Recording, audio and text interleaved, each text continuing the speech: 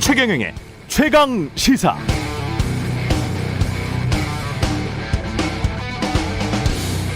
네, 앙등한 부동산 가격 때문에 박영선, 오세훈 후보 모두 서울 지역 아파트 공급 확대를 공약하고 있습니다만 공급이 는다고 아파트 값이 하락했냐? 꼭 그렇지도 않습니다. 국토교통부 주택준공 실적을 보면 2005년부터 2020년까지 지난해까지 서울 아파트는 연평균 3만 6천 호 정도 공급됐는데요.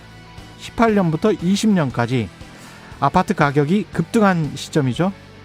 그 3년 동안은 오히려 공급 물량이 4만 6천 호로 훨씬 많았습니다. 그런데 왜 최근 몇 년은 아파트 값이 무척 많이 올랐고 2010년부터 약 4년 동안 아파트 가격은 왜 떨어졌을까요? 2010년 이전 아파트 가격이 이미 급등했었고 미국 금융위기 1, 2년 후인 2010년부터 한국은행이 금리를 2%에서 3.25%까지 꾸준히 올렸기 때문입니다. 두 가지입니다. 가격 그리고 금리. 지금은 어떤가요? 코로나19로 인한 경제 위기가 1년쯤 지나가고 있고 미국 국채 금리는 꾸준히 올라가 있고 아파트 가격은 이미 많이 급등했죠. 공급이 어떻게 되든 금리가 오른다면 앞으로의 아파트 가격은 제 생각에는 하락 반전할 것 같습니다. 다만 제가 궁금한 건 이건데요. 만약 올해 하반기라도 집값이 떨어진다면 집값 하락은 정치에, 선거에 어떤 영향을 미칠까? 그때는 한국 언론은 뭐라고 할까? 집값 떨어졌으니 좋다고 할까?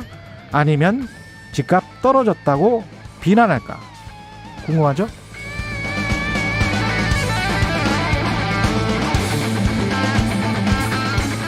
네, 안녕하십니까. 3월 25일 세상에 이익이 되는 방송 최경련의 최강시사 출발합니다. 저는 KBS 최경련 기자고요. 최경련의 최강시사 유튜브에 검색하시면 실시간 방송 보실 수 있습니다. 문자 참여는 짧은 문자 50원, 긴 문자 100원이 드는 샵 9730 무료인 콩 어플에도 의견 보내주시기 바랍니다. 오늘 1부에서는 사법농단 불거진 지 4년 만에 나온 이민걸, 이규진 전 판사에 대한 법원 유죄 판결의 의미, 더불어민주당 박주민 의원과 짚어보고요.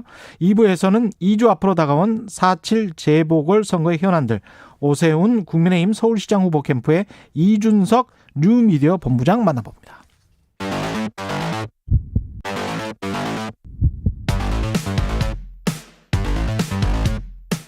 오늘 아침 가장 뜨거운 뉴스 언박싱. 자, 오늘 아침 가장 뜨거운 뉴스 언박싱 시작합니다. 민동기 기자, 한겨레신문 하호영 기자가 나와 있습니다. 안녕하십니까? 안녕하십니까? 예, 공식 선거운동에 돌입했습니다. 오늘 오세훈? 0시부터 이제 예, 13일간의 선거운동이 시작이 됐는데요. 예. 박영선 후보는 첫 일정으로 서울 마포구 홍익대 인근 한 편의점에서 1시간가량 아르바이트를 직접 경험을 했습니다. 예. 칭찬받았다고 또 얘기를 하더라고요. 누구한테요? 일 잘한다고. 업주한테? 다른 아르바이트생한테. 아, 다른 아르바이트생한테. 깨알 같은 홍보를 했고요. 예. 같은 시각 오세훈 후보는 서울 성동구 서울 메트로 군자 차량 기지를 찾아서 운행을 마치고 차량 기지로 들어오는 막차에 차량 안팎을 소독하는 또 방역 활동을 직접 도왔습니다. 예. 이거는 뭐 카메라용이죠. 그러니까 일단 그 선거 시작과 예. 동시에 어디를 가느냐가 예. 의미가 있거든요. 아, 동선은 메시지이기 때문에요. 그렇죠. 예. 박 후보 같은 경우에는 2030의 표집결을 원하는 지금 현재 그쪽에서 편의점 알바를 많이 하니까 그쪽에서. 예, 그리고 거기를 많이 이용을 하다 보니까요. 특히나 이제 그 소상공인이나 청년 1인 가구를 겨냥한 곳이고요. 그런 정치적 메시지가 있다. 예, 그리고 상대적으로 오 후보 같은 경우에는 방역 활동을 도운 것은 예. 안정을 원하는 중도층을 겨냥한 것이다. 뭐 이렇게 분석이 됩니다. 그러네요. 예. 예. 어제 그 안철수 대표가 국민의힘 무총 왔었죠. 네. 예. 그게 좀 화제가 됐나 봅니다. 빨간 넥타이 때문에 이제 화제가 됐었는데요. 예. 원래 안철수 대표가 넥타이 잘 안 하거나 주로 이제 초록색 계열 넥타이를 자주 하는데 예. 어제는 국민의힘의 상징인 빨간 넥타이를 메고 참석을 해서 음. 박수를 많이 받았더라고요. 예. 근데 조금 이게 좀 이례적이었던 게 원래 의총 시작 전에 열린 당 선거대책위원회 회의에는 또 참석을 안 했거든요. 예. 왜 안 했지? 뭐 이런 이런 얘기가 있었는데 예. 오후에 이제 의총에 이제 참석을 해서 소극적 지원을 하는 것 아니냐라는 또 얘기가 기자들 사이에서 돌았는데 그 오전에는 김정인 위원장이 계셨던 거 아니에요? 김종인 위원장은 광주에 갔고요. 오전에는 예. 금태섭 전 의원이 이제 그 오세훈 후보가 직접 잠바 입혀주는 그러네요. 그 모습이 이제 있었는데 그 행사가 있었고. 그렇습니다. 예. 예. 진행자 말씀대로 그 빈집에 간 것으로 볼 수가 있죠. 빈집에 갔다. 예, 김정인 위원장이 자리를 비운 틈에 잘 가서 비운 틈에 예, 환호를 받았다. 이렇게 볼 수 있겠습니다. 김정인 위원장과 악수를 하고 서로 이렇게 부둥켜 안고 뭐 이래야 조금 더 그림이 나올 텐데. 오늘 그 오세훈 후보가 시청역 유세가 일정이 잡혀 있거든요. 예. 거기에 김종인 위원장하고 안철수 대표가 일단 참여한다고 되어 있기 때문에 예. 오늘 그 시청역 앞에서 어떤 모습이 연출이 될지 한번 주목을 해보는 것도 좋을 것 오늘 같습니다. 오세훈 후보는 시청역 쪽으로 가는군요. 네. 박영순 후보는 어디로 갑니까? 박영수 후보 같은 경우에는 이제 오늘 뭐 시청역 가는 것뿐만 아니라 오세훈 예. 후보도 이제 서울 여러 곳을 도는데 예. 박영수 후보 같은 경우에는 자신의 그 지역구였던 구로 디지털 단지 있지 않습니까? 아. 여기에서 이제 선거 유세 출정식을 오전에 열고요. 예. 그리고 뭐 구로구, 영등포구 골목을 찾아서 쭉 이제 선거운동을 하면서 오후 6시부터는 영등포구 타임스퀘어에서 유세를 벌이는데 이 유세장에는 민주당 이낙연 상임선거대책위원장도 참석할 계획입니다. 나름의 메시지를 다 갖고 있네요. 이것도 해석을 좀 해볼 거예요. 예. 박영선 후보 같은 경우에는 자신의 지역구를 갔다는 건 지지층 결집돼야 한다는 의도인 것 같습니다. 그러네요. 예, 지금 현재로서는 뭐 샤이진보라는 말이 나오는 것처럼 예. 사실 진보적인 지지자들이 본인의 이름 아래로 이렇게 지지를 호소해야 한다. 그러니까 본인으로 지지층 결집돼야 한다는 생각을 하는 것 같고요. 오세훈 후보 같은 경우에는 본인이 가장 유리한 지역이라고 하면 사실은 강남 쪽 아니겠습니까? 그렇겠죠. 그쪽이 아니라 은평을 택했다는 것은 본인은 지금 현재로서는 유리한 국면으로 가고 있다라는 메시지를 던지는 것 같기도 합니다. 그래 강북을 공략해야 된다. 예. 예. 그리고 이제 오늘 가는 곳이 은평구, 서대문구 이런 쪽이거든요. 다 강북이네. 전통적으로 국민의힘이 약세로 평가받는 그런 지역입니다. 그렇죠. 예. 은평구, 서대문구 그렇습니다. 예. 근데 샤이 진보는 이것도 진짜 있는 건가요? 이게 이제 여론조사가 막 많이 발표가 되잖아요. 예. 근데 지금 박영순 후보가 예. 많이 뒤지는 걸로 나오니까 예. 어제 이제 박영순 후보 캠프 전략기획본부장인 진성준 의원이 기자회견을 가졌습니다. 예. 그러니까 지금 이게 여론조사가 실제 상황하고는 좀 다른 부분이 있다라는 점을 강조를 하면서요. 원래 그 진보 지지층이 있는데 워낙에 지금 야권 쪽으로 많이 관심이 가 있다 보니까 진보 그러니까 민주당을 지지하는 유권자라 하더라도 여론조사 전화가 오면은 이게 적극적으로 대답을 안 한다라는 겁니다. 예. 그래서 지금 발표가 되는 박영선 후보의 지지율은 지금보다는 조금 올라갈 것이다라는 그런 취지의 발언을 했고 그게 무슨 얘기냐면 이게 결국에는 샤이 진보가 존재한다. 그래서 예. 실제로 투표를 하게 되면은 예. 지지율이 더 올라갈 것이다. 이런 점을 좀 강조를 했죠. 맞나요? 그러니까 한 뼘만 더 들어갈 것 같습니다. 예. 한 뼘 더 들어가면 뭐가 있냐면요. 예. 샤이 진보라는 네이밍하고 샤이 보수라는 네이밍하고는 차이가 있습니다. 왜냐하면 샤이 보수를 봤을 때 예. 가장 큰 차이는 연령층인데요. 예. 실제로 샤이 보수라고 하면 그 연령층 때는 적극적으로 투표를 하는 사람들을 가리킬 수도 있습니다. 교집합이 훨씬 두껍습니다. 근데 예. 샤이 진보 같은 경우에는 또 당일은 그 휴일이 아닙니다. 그래서 그 젊은 층 같은 경우에는 샤이 진보라고 분류가 된다고 하더라도 예. 정말 투표장으로 나올 것인가에 대한 차이는 있습니다. 그것을 구분하지 않고 샤이 진보여서 우리가 지금 국면이 다르게 우리 지금 국면을 다르게 해석할 수 있다라고만 해석하는 것은 약간의 어폐는 좀 있어 보입니다. 그 제가 어제부터 자꾸 이 그 조직표랄지 샤이 보스랄지 이런 어떤 정치 용어에 관해서 약간의 좀 안티를 놓을 수밖에 없는 게 너무 정치공학적으로 해석을 한다. 기자들이 원래 그런 걸 좋아합니다. 너무 정치공학적으로. 네. 그리고 이게 원래 미국에서도 샤이 보수라는 말은 사실 가치적으로 봤을 때는 상당히 좀 불쾌한 이야기예요. 샤이 보수건 샤이 진보건 사실은 트럼프 대통령을 지지하는 백인 우월주의자들이 내가 극우주의자고 백인 우월주의자인 거를 숨기면서 하지만 그럼에도 불구하고 나중에 가서 트럼프에게 지지할래. 이게 지금 일종의 이제 샤이 보수였거든요. 네. 미국 같은 경우는. 그러니까 가치를 자신이 직접 믿고 있는 가치를 숨기는 게 있어요. 그래서 이걸 너무 정치공학적으로 표계산만 해가지고 샤이 보수나 샤이 진보가 진짜로 있다면 그걸 부끄러워해야 돼요. 그리고 제가 볼 때는. 여론조사 전문가들 예. 얘기를 살짝 들어보면은요. 예. 그 민주당 박영선 후보 지지율이 안 오르는 여러 이유 가운데 하나가 음.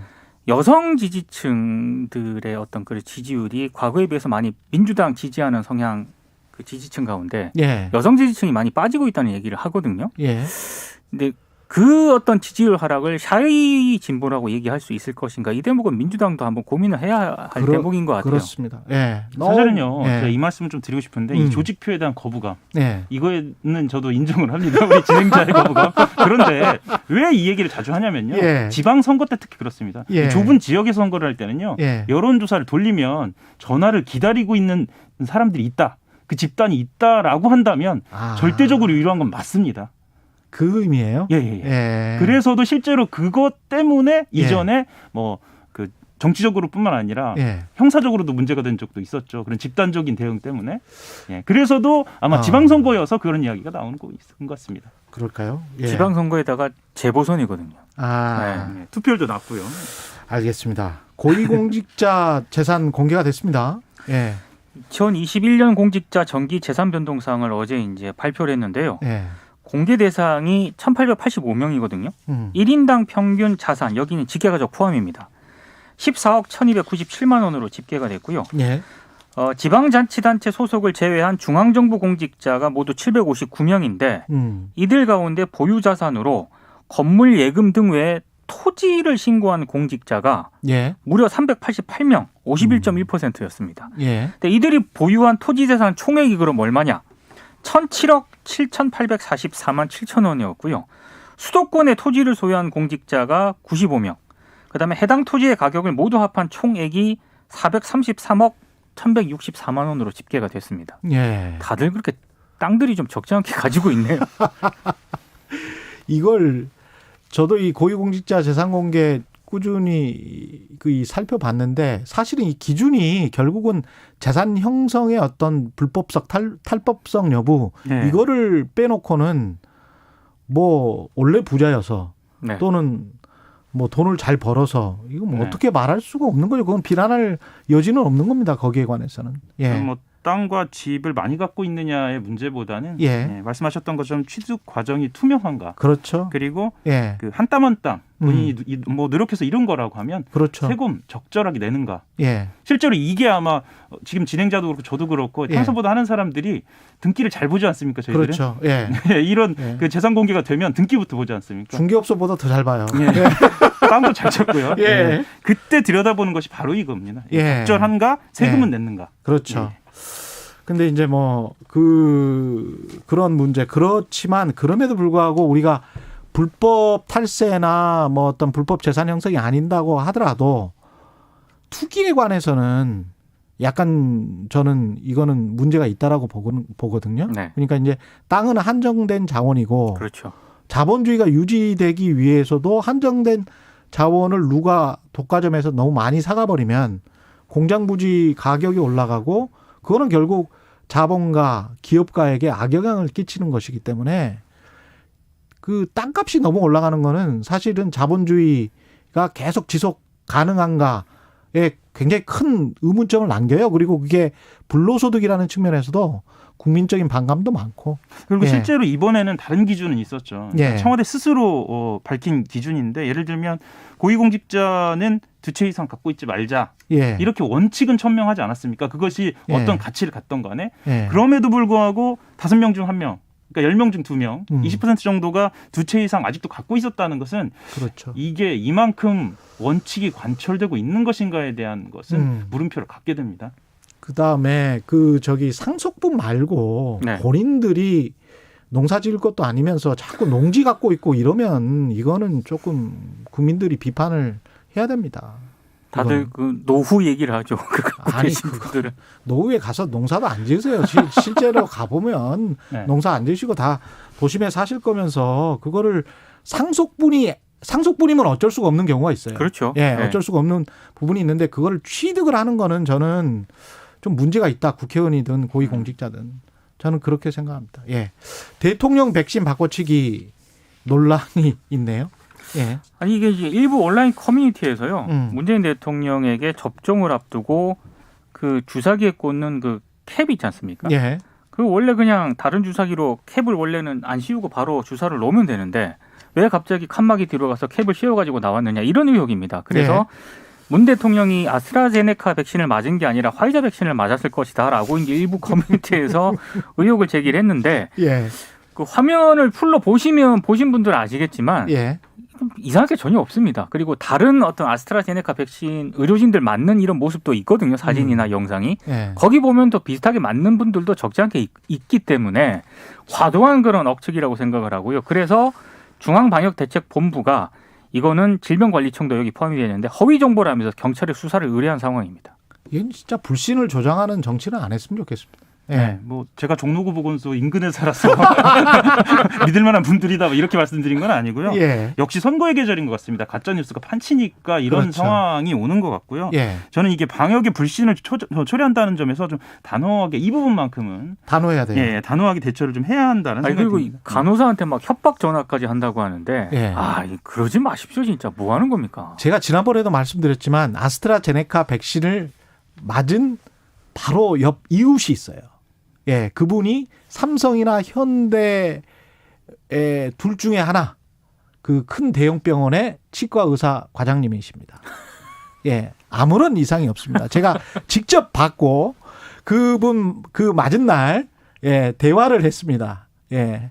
그리고 그 이후에도 대화를 했습니다. 예. 생존해 계십니다. 예. 전혀 상관이 없으니까요. 예. 오늘은 여기까지 해야 되겠습니다. 뉴스 언박싱 민동기 기자, 한겨레 신문 하호영 기자였습니다. 고맙습니다. 고맙습니다. 예, KBS 1라디오 최경영의 최강시사 듣고 계신 지금 시각 7시 37분입니다. 오늘 맑은 날씨에 어제보다 더 포근하겠습니다. 기온이 어제보다 2도에서 4도가량 더 높을 것으로 보이는데요. 지금 서울 기온도 어제보다 높은 기온으로 8.5도를 가리키고 있고요. 앞으로 기온이 오르게 되면 서울의 낮 최고 기온 19도, 부산과 울산은 20도, 대전, 광주, 대구 등은 22도 정도로 높은 기온 예상됩니다. 내일은 오늘보다 더 올라서 광주의 경우 무려 25도 안팎까지 때일은 더위가 느껴질 만큼 기온이 오르는 곳도 있겠습니다.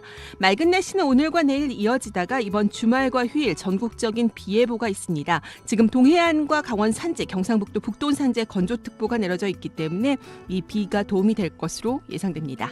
지금 서울 기온은 8.5도, 습도 84%입니다. 지금까지 날씨 정보였습니다. 다음은 이 시각 교통 상황 알아보겠습니다.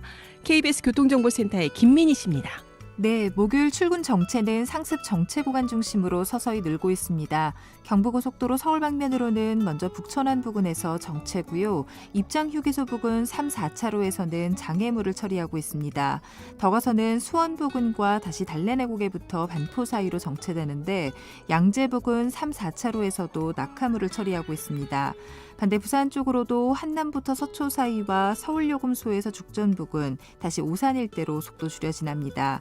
서울시내 동부간선도로 의정부 쪽으로 상계교 부근에서는 사고가 났는데요. 2차로와 3차로가 막혀 있어서 뒤로 월계 1교부터 지나는데 30분 가까이 걸리고 있습니다. 반대 도심 쪽으로는 도봉터널 중간 지점부터 성수분기점까지 정체입니다. KBS 교통정보센터였습니다. 오늘 하루 이슈의 중심. 당신의 아침을 책임지는 직격 인터뷰. 여러분은 지금 KBS 1라디오 최경영의 최강시사와 함께하고 계십니다. 네, 사법행정권 남용 의혹에 연루된 이민걸 전 법원행정처 기획조정실장, 이규진 전 양형위원회 상임위원에 대해서 1심 법원이 유죄를 인정했습니다. 이번 판결의 의미, 더불어민주당 박주민 의원과 자세히 알아보겠습니다. 안녕하십니까? 네, 안녕하십니까? 예, 사법농단 사건으로 14명 기소됐고요. 처음으로 이번에 2명에게 유죄가 선고됐는데 판결의 의미는 뭐라고 보십니까? 예, 사실 그동안 그 직권남용 혐의로 기소됐었던 법원 판사들에 대해서 실질적으로 재판에 관여하거나 또는 네. 판결의 내용을 변경할 권한이 없다라는 식으로만 계속 판결이 나오다가 처음으로 이 직권을 남용한 것이 인정된다라고 한 것이기 때문에요. 예. 그 자체로도 의미가 있고 앞으로 진행될 다른 사건의 판결 결과에도 좀 영향을 미칠 수 있을 것이다. 이렇게 좀 볼 수 있을 것 같습니다. 지금 그 말씀하신 대로 직권남용의 범위를 넓혀서 이제 유죄를 인정을 했는데 이게 왜 다른 사건들과 달리 이렇게 판단을 하게 된 이유는 뭘까요? 뭐 대표적으로 이제 그 국회에서 탄핵 의결된 임성근 수석부장판사의 판결을 보면은 예. 헌법상 이제 재판은 독립해서 이루어져야 된다라고 되어 있기 때문에 예. 재판에 누구든 관여할 권한은 없다. 예. 권한이 없으니까 당연히 이제 그 권한을 남용한다는 것이 성립되지 않는다. 이렇게 판결을 내렸었거든요. 그런데 권한이 없으니까 권한을 예. 남용한 거는 성립되지 않는다. 예. 예. 그런데 이번에 이제 유죄가 나온 이민걸, 이규진 같은 경우에는 일선에 있는 판사가 아니었고요. 그 행위 당시에 예. 대법원에 있는 행정처 소속으로서 대법원과 행정처는 이제 일선 재판에 대해서 관여할 수는 없지만 그래도 재판의 진행이라든지 이런 부분에 대해서 지적하고 독촉하고 체근할 권한은 있다라고 봤고요. 그다음에 이런 권한들을 월권적으로도 행사할 수 있고 월권적으로 행사한 경우에도 직권 남용에 해당한다라고 보면서 이전 판결과는 다른 결정을 내리게 된 겁니다. 근데 갑자기 그런 생각이 드는데 직권 남용과 관련해서 이런 판결이 나오면 조국 전 장관 재판 관련해서도 영향이 미쳐질까요? 그거는 케이스가 다른가요? 사안마다 다르기 때문에 좀 따져봐야 될 것 같고요. 예. 아까도 말씀드렸던 것처럼 직권 남용이 성립하려면 권한이 있는지부터 따지고요. 그 다음에 그것이 남용됐는지를 또 따지고요. 예. 그 다음에 그 결과 어떤 의무 없는 행위를 한다거나 또는 권리 행사를 방해했다거나 이런 결과를 또 나와야 된다고 보기 때문에 예. 사안마다 이제 개별적으로 좀 따져볼 필요는 있을 것 같습니다. 이렇게 이제 유죄 판결을 받은 판사들은 항소를 하겠죠? 네, 당연히 뭐 항소를 할 것으로 보여집니다. 예, 항소를 하게 되면 또 어떤 판결 결과가 바뀔 가능성이 있습니까? 사실 이제 직권남용에 관련돼서는 최근에 대법원에서 굉장히 그 인정 범위를 좁혀왔습니다. 그래서 아마 항소를 하게 되면은 1심에서의 이 직권남용에 대한 판단 부분, 특히 권한이 있다라고 했던 부분, 이런 부분에 대해서 집중적으로 다퉈질 것 같습니다. 이게 좀 헛갈리는 게 반면에 이제 통진당 의원들 항소심을 특정 재판부에 배당하도록 부당하게 지시했다. 이런 혐의로 기소된 심상철 전 서울고법원장 통진당 지방의원 관련 선고 결과와 관련해서 이제 판결 이유를 누설한 혐의로 기소됐던 방창현 전 전주지법 부장판사. 이 사람들은 이제 무죄 판결을 받았단 말이죠. 저도 이제 판결문 자체를 구하지 못했습니다. 예. 법원에게 좀 판결문 제공을 요청을 했는데 예. 오늘 준다 그래서요. 근데 보도 나온 것을 보니까 이제 방금 말씀하셨던 심상철 부장판사의 경우에는 증인들의 진술이 엇갈린다. 그러니까 사건 배당이 이례적으로 이루어진 건 맞는데 그 사건 배당에 이 심상철 부장이 관여했는지에 대해서는 증인들이 진술이 엇갈리고 있기 때문에 정확히 말씀드리면 증거가 좀 부족하다, 인정하기가 좀 어렵다 이렇게 좀 본 거고요. 예. 법리적으로 판단했다기보다는 증거 관련된 부분의 판단에 좀 기인했던 것 같고요. 그다음에 방창현 부장판사의 경우에는 그 행위 자체가 어떤 권리 행사를 방해한다거나 이런 것이라기보다는 같은 재판부를 이제 구성하고 있는 배석 판사에게 의견을 제시한 통상적인 재판 과정의 하나였다라고 인정을 한 것 같습니다. 예. 그 관련해서 양승태 전 대법원장 그다음에 임종원 전 행정처장도 유사한 혐의로 지금 1심 재판을 받고 있으니까 네네. 이번에 이제 유죄 판결이 해당 재판에 영향을 미칠지 여부도 관심입니다. 예, 아까 모두에 말씀드렸지만 다른 이후에 진행될 사건들의 판결에도 영향을 미칠 수 있을 것 같은데요. 특히 예. 방금 말씀하셨던 양승태 전 대법원장 등과 관련해서는 이번 판결에서 공모가 이루어진 것처럼 설치된 부분이 있다는 거예요. 그렇다면은 당연히 이제 이번 판결의 영향을 받게 되겠죠. 그럼 공모가 이루어졌다는 게 좀 보고를 했다? 아니면 승인 지시 뭐 이런 건가요? 아까 제가 말씀드렸던 것처럼 저도 판결문을 직접 보진 못했는데 예. 보도된 거에 따르면은 이 이민걸 이규진 관련된 부분 중에 예. 헌재의 어떤 내부 정보 수집 같은 부분이 있는데요. 예. 혐의 중에 이런 부분에 있어서는 양승태 대법원장이나 이런 분들이 헌재가 위상이 높아지는 것을 좀 막고 싶어 했다. 그래서 예. 이런 행동을 했다라는 취지의 설시가 있다는 겁니다. 그렇다는 것은 이제 이런 부분에 있어서 충분히 공모가 이루어졌거나 더 나가봤을 때는 이런 어떤 의도 하에서의 지시 이런 것도 있을 수 있다는 거지 않습니까? 그래서 이런 부분이 이제 향후에 양승태 전 대법원장 판결 같은 경우에 영향을 미칠 것으로 보여집니다. 근데 이게 굉장히 오래된 사건인 것 같은데. 네. 근데 아직도 1심이라는 게 이게 어떻게 진행이 되는 건가요? 그러니까 사실 이제 이 진행 속도에 대해서도 예. 굉장히 좀 문제 제기를 국회 차원에서는 많이 했었고요. 예. 이 이제 피고인들이 판사다 보니까요. 예. 굉장히 법리적으로 꼼꼼히 따지고 또 많은 증인을 신청하고 이런 식으로 해서 좀 판결을 지연시켜 왔다는 지적이 있습니다. 특히 양승태 전 대법원장의 경우에 이제 뭐 그런 재판 지연 전술 이런 것들을 쓴다는 비판을 많이 받고 있죠. 예. 지금 1심이 거의 만 3년이 넘어가는 거죠? 예, 사실은 이렇게까지 끌 것인지 이렇게까지 끌 일인지는 잘 모르겠습니다. 예. 근데 이런 지연 전략이 어떻게 보면 유리하니까 끌겠다는 건가요? 어떻게 보십니까? 아니면 정권이 바뀌기를 바라는 건가? 글쎄요, 모르겠습니다. 뭐 예. 보통은 이제 재판이 좀 지연이 되고 이러면은 예. 그 재판에 대한 사회적 관심이 상대적으로 떨어지게 되겠죠. 그렇죠. 사회적인 관심이 좀 떨어지게 되면 뭐 재판을 담당하는 판사 또는 예. 법원 입장에서는 좀 더 편안하게. 판결을 할 수도 있고 이러니까 이제 변수가 좀 많이 생길 수 있겠죠. 그래서 그런 것을 노리기도 합니다. 뭐 정확히 그런 의도에서 지금 지연하고 있는지는 모르겠고요. 예. 그리고 사실은 국민들도 저거 아직도 하나 그러면서 별 관심이 없긴 없어요. 과거에는 뜨거웠는데 3년이나 지났지 않습니까? 그리고 예.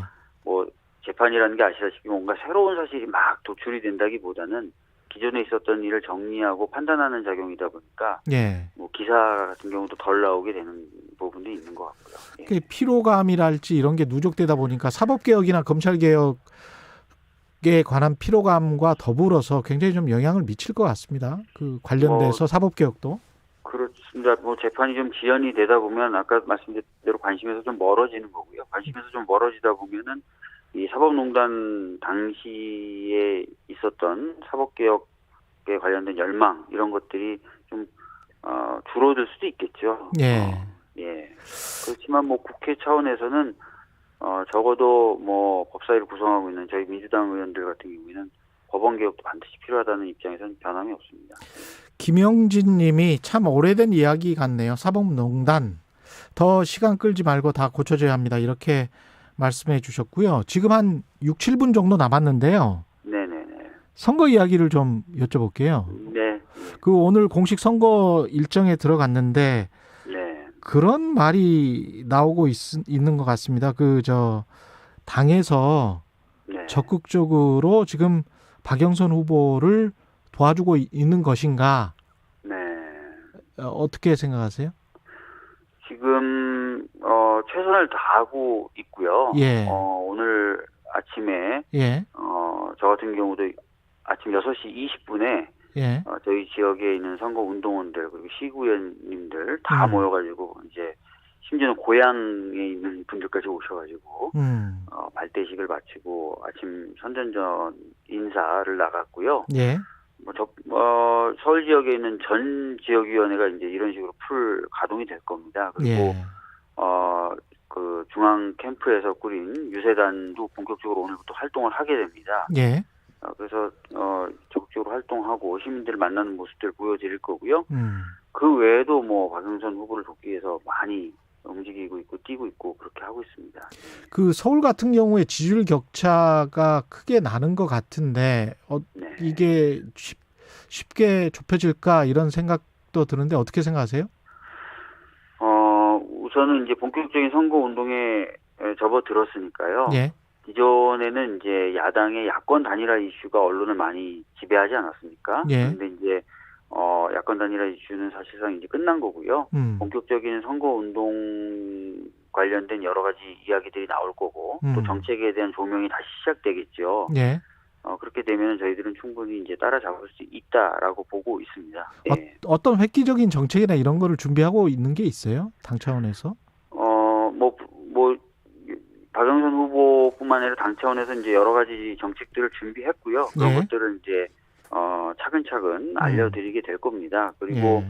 특히 이제 저희 같은 경우에는 각 지역에 맞춘 공약들을 굉장히 많이 준비했거든요. 뭐 예를 들어서 저희 은평구면 은평구를 어떻게 하겠다라든지 이런 것들이요. 그래서 예. 그런 것들이 충분히 호소력을 갖고 있다 이렇게 보고 있습니다. 근데 이제 그 오세훈 후보 그 내곡동 땅 문제를 집중적으로 지금 민주당에서는 제기하고 있는데 네. 이 부분은 어떻게 될 것 같습니까? 많은 보도를 통해서 알 수 있으신 것처럼 지금 내곡동 땅 관련된 의혹을 명확하고 완벽하게 또는 의혹 없이 지금 오세훈 후보 측에서 해명하지 못하고 있어요. 그러니까 본인은 이 부분을 잘 몰랐다 뭐 계속 그렇게 주장을 하고 있지만 여러 자료에 보면은 관련된 어떤 행위들을 한 것들 그런 흔적들이 나오고 있어서 이 부분에 대한 이제 명확한 그 해명을 하라고 저희들은 계속 촉구를 할 거고요. 거기에 대해서 제대로 해명하지 못한다면 본인 스스로가 예. 후보를 사퇴하겠다, 뭔가 문제가 생기면 이렇게 얘기했기 때문에 예. 책임을 지울 수 있는 부분 또는 져야 되는 부분 이런 부분은 이제 책임을 져야 되겠죠. 예. 반면에 국민의힘 쪽에서는 이제 도쿄의 아파트를 2월에 확실히 판 게 맞느냐 네. 이렇게 이야기를 하고 있거든요. 뭐 그런 부분도 후보가 충분히 해명할 수 있을 거라고 봅니다. 예. 그래요. 그 마지막으로 박형준 후보 관련해서 부산은 어떻습니까? 박형준, 김영춘인데 네. 어떻게 지금 보세요? 지금 이제 박 후보 측에 대한 여러 가지 이제 의혹 제기가 되고 있지 않습니까? 예. 특히 이제 LCT. 부동산과 예. 관련된 여러 예. 가지 이제 의혹 제기들이 되고 있고 그런 부분이 이제 부산의 민심을 조금 움직이고 있다고 저희들은 보고 있어요. 예. 그렇고 하기 때문에 그런 부분에 대해서 저희들이 계속 좀 지속적으로 문제 제기를 해 나갈 생각이고요. 그렇다면 부산도 뭐 어렵지만 좋은 선거를 할 수 있지 않을까 이렇게 보고 있습니다. 예. 그리고 마지막으로 바로 어제 이제 스토킹 처벌법이 통과가 됐습니까? 네, 통과됐습니다. 이게 지금 박주민 의원 비롯해서 9명 의원이 대표 발의한 거죠? 네, 맞습니다. 예. 예. 내용 간략하게 소개해 주십시오. 뭐 아시다시피 지금까지는 스토킹 행위가 범죄로 특별히 취급되지 않았고요. 예. 범죄로 규율이 된다 하더라도 과태료 10만 원 정도에 불과한 그런 행위였습니다. 예. 이것을 명확하게 범죄 행위로 규정을 했고요. 스토킹 행위가 이제 지속될 우려가 있다거나 그러면은 긴급하게 경찰이 피해자와 스토킹 행위자를 분리한다든지 하는 행위들을 할 수 있게끔 했고, 예. 더 나아가서는 이제 법원의 어떤 청구해서 법원의 결정을 통해서 뭐 가해자를 일정 기간 뭐 구금한다든지 하는 조치들을 할 수 있어서 스토킹 범죄 그리고 스토킹 범죄로 인한 추가적인 범죄들을 막는 기초적인 수단들을 마련했다 이렇게 볼 수 있을 것 같습니다. 스토킹의 정의 범위는 어떻게 되나요? 간단하게. 뭐 스토킹 행위로 언급되어 있는 거는 지속적으로 쫓아다닌다든지, 지속적으로 쫓아다니고, 예, 예. 문자를 보낸다든지, 문자를 또는 보내고. 사진이라든지 이런 것들을 계속 보낸다든지, 예. 또는 뭐 직장이라든지, 뭐 집 쪽을 쪽에 자주 출몰을 한다든지 이런 네. 것들을 스토킹 행위로 규정하고 있습니다. 네, 알겠습니다. 예, 오늘 말씀 감사하고요. 더불어민주당 박주민 의원이었습니다. 고맙습니다. 예, 감사합니다. 예, 속보가 있네요. 합동참모본부 발표인데요. 북한이 오늘 동해상으로 미상의 발사체를 발사했다. 이렇게 전했습니다. 군 일각에선 탄도미사일 발사 가능성 거론되고 있다고 합니다. 자세한 내용 들어오는 대로 전해드리겠습니다. KBS 1라디오 최경영의 최강시사 1부는 여기까지입니다. 말 같은 말.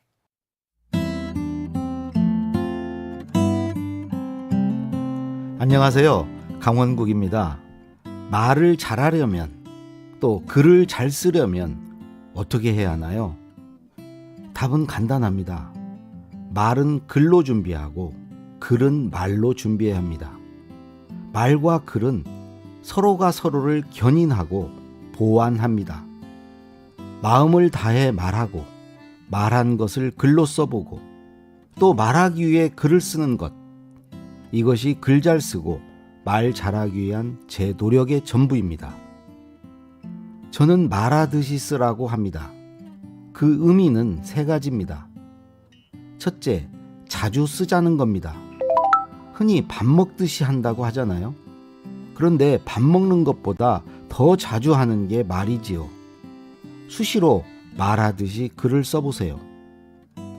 둘째, 말해보고 쓰자는 뜻입니다.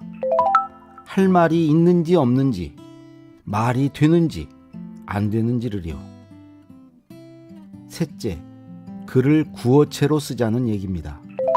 우리는 말할 때보다 글 쓸 때 더 경직되는데요. 그러지 말고 편하게, 말처럼 자연스럽게 쓰자는 겁니다. 저는 또한 글 쓰듯 말하라고 합니다. 역시 3가지 뜻이 있습니다. 첫째, 머릿속으로 준비한 뒤에 말하자는 겁니다. 말은 내뱉고 나면 주워 담기 어렵습니다. 그러니 글을 쓸 때처럼 충분히 생각해보고 말해야 합니다. 둘째, 또박또박 말하자는 겁니다. 글은 한자 한자 눌러 쓰지만 말은 듬성듬성 대충 하는데요. 느낌까지 전할 수 있도록 꼼꼼하게 해야 합니다. 글을 쓸 때 띄어쓰기와 맞춤법에 신경 쓰듯이 말도 정교하게 해야 합니다. 셋째, 말하기도 글쓰기처럼 복기가 필요합니다. 말은 퇴고하지 않은 글입니다. 내 말에 대한 반응이 어떤지, 다음에는 어떻게 말할지 곱씹어 봐야 다음에 더 나은 말을 할 수 있습니다. 강원국의 말 같은 말이었습니다. 글은 자연스럽게 자주 내뱉고 말은 신중하게 꾹꾹 눌러 쓰세요. 말이 글을 닮고 글이 말을 닮아갈수록 당신의 말과 글은 더 좋아집니다.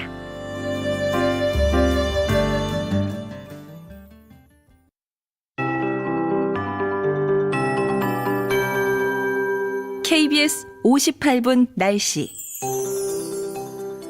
오늘 아침 공기가 어제보다 온화합니다. 하지만 강원도 내륙 산지, 충청북도, 경상북도 내륙 지역, 또 전라북도 동부 내륙 지역 등은 지금 0도 가까이 기온이 떨어져 있는데요. 지표 부분의 기온이 이렇게 낮기 때문에 서리가 내리는 곳도 있겠습니다. 맑은 날씨에 아침에 서리가 내리는 곳도 있을 만큼 기온이 낮은 곳이 있지만 기온은 부쩍 올라 오늘 무척 따뜻할 것으로 봅니다. 대전, 광주, 대구 등은 22도 안팎까지 오르겠고 세종 21도, 강릉 20도, 부산과 울산도 비슷하겠고요. 서울 19도의 높은 기온이 예상됩니다. 일교차가 상당히 벌어지는 만큼 건강 잘 챙기시는 것이 좋겠습니다. 내일 낮 기온은 오늘보다도 좀 더 올라서 광주는 25도 안팎까지 예상되고 있습니다. 오늘과 내일 비교적 맑은 날씨가 이어지다가 이번 주말과 휴일 전국적인 봄비 예보가 있습니다. 비가 내리면서 낮 기온은 조금 주춤해질 전망입니다. 한편 동해안 지방과 강원도 산지, 경상북도 북동 산지는 지금 건조특보가 내려져 있는데요. 오늘과 내일 이 건조함이 계속될 것으로 보이기 때문에 불이 나지 않도록 각별히 주의하시기 바랍니다. 미세먼지 상황은 지금 보통이거나 좋은 단계를 보이는 곳이 많습니다. 다만 밤이 되면 수도권 지역, 충청남도 지역 일시적인 나쁨 단계도 예상됩니다. 지금 서울 기온은 8.8도입니다. 윤지수입니다.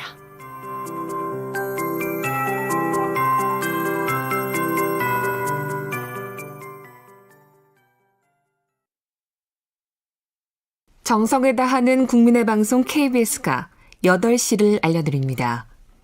AM 711kHz, FM 97.3MHz, KBS 1라디오입니다. HLKA.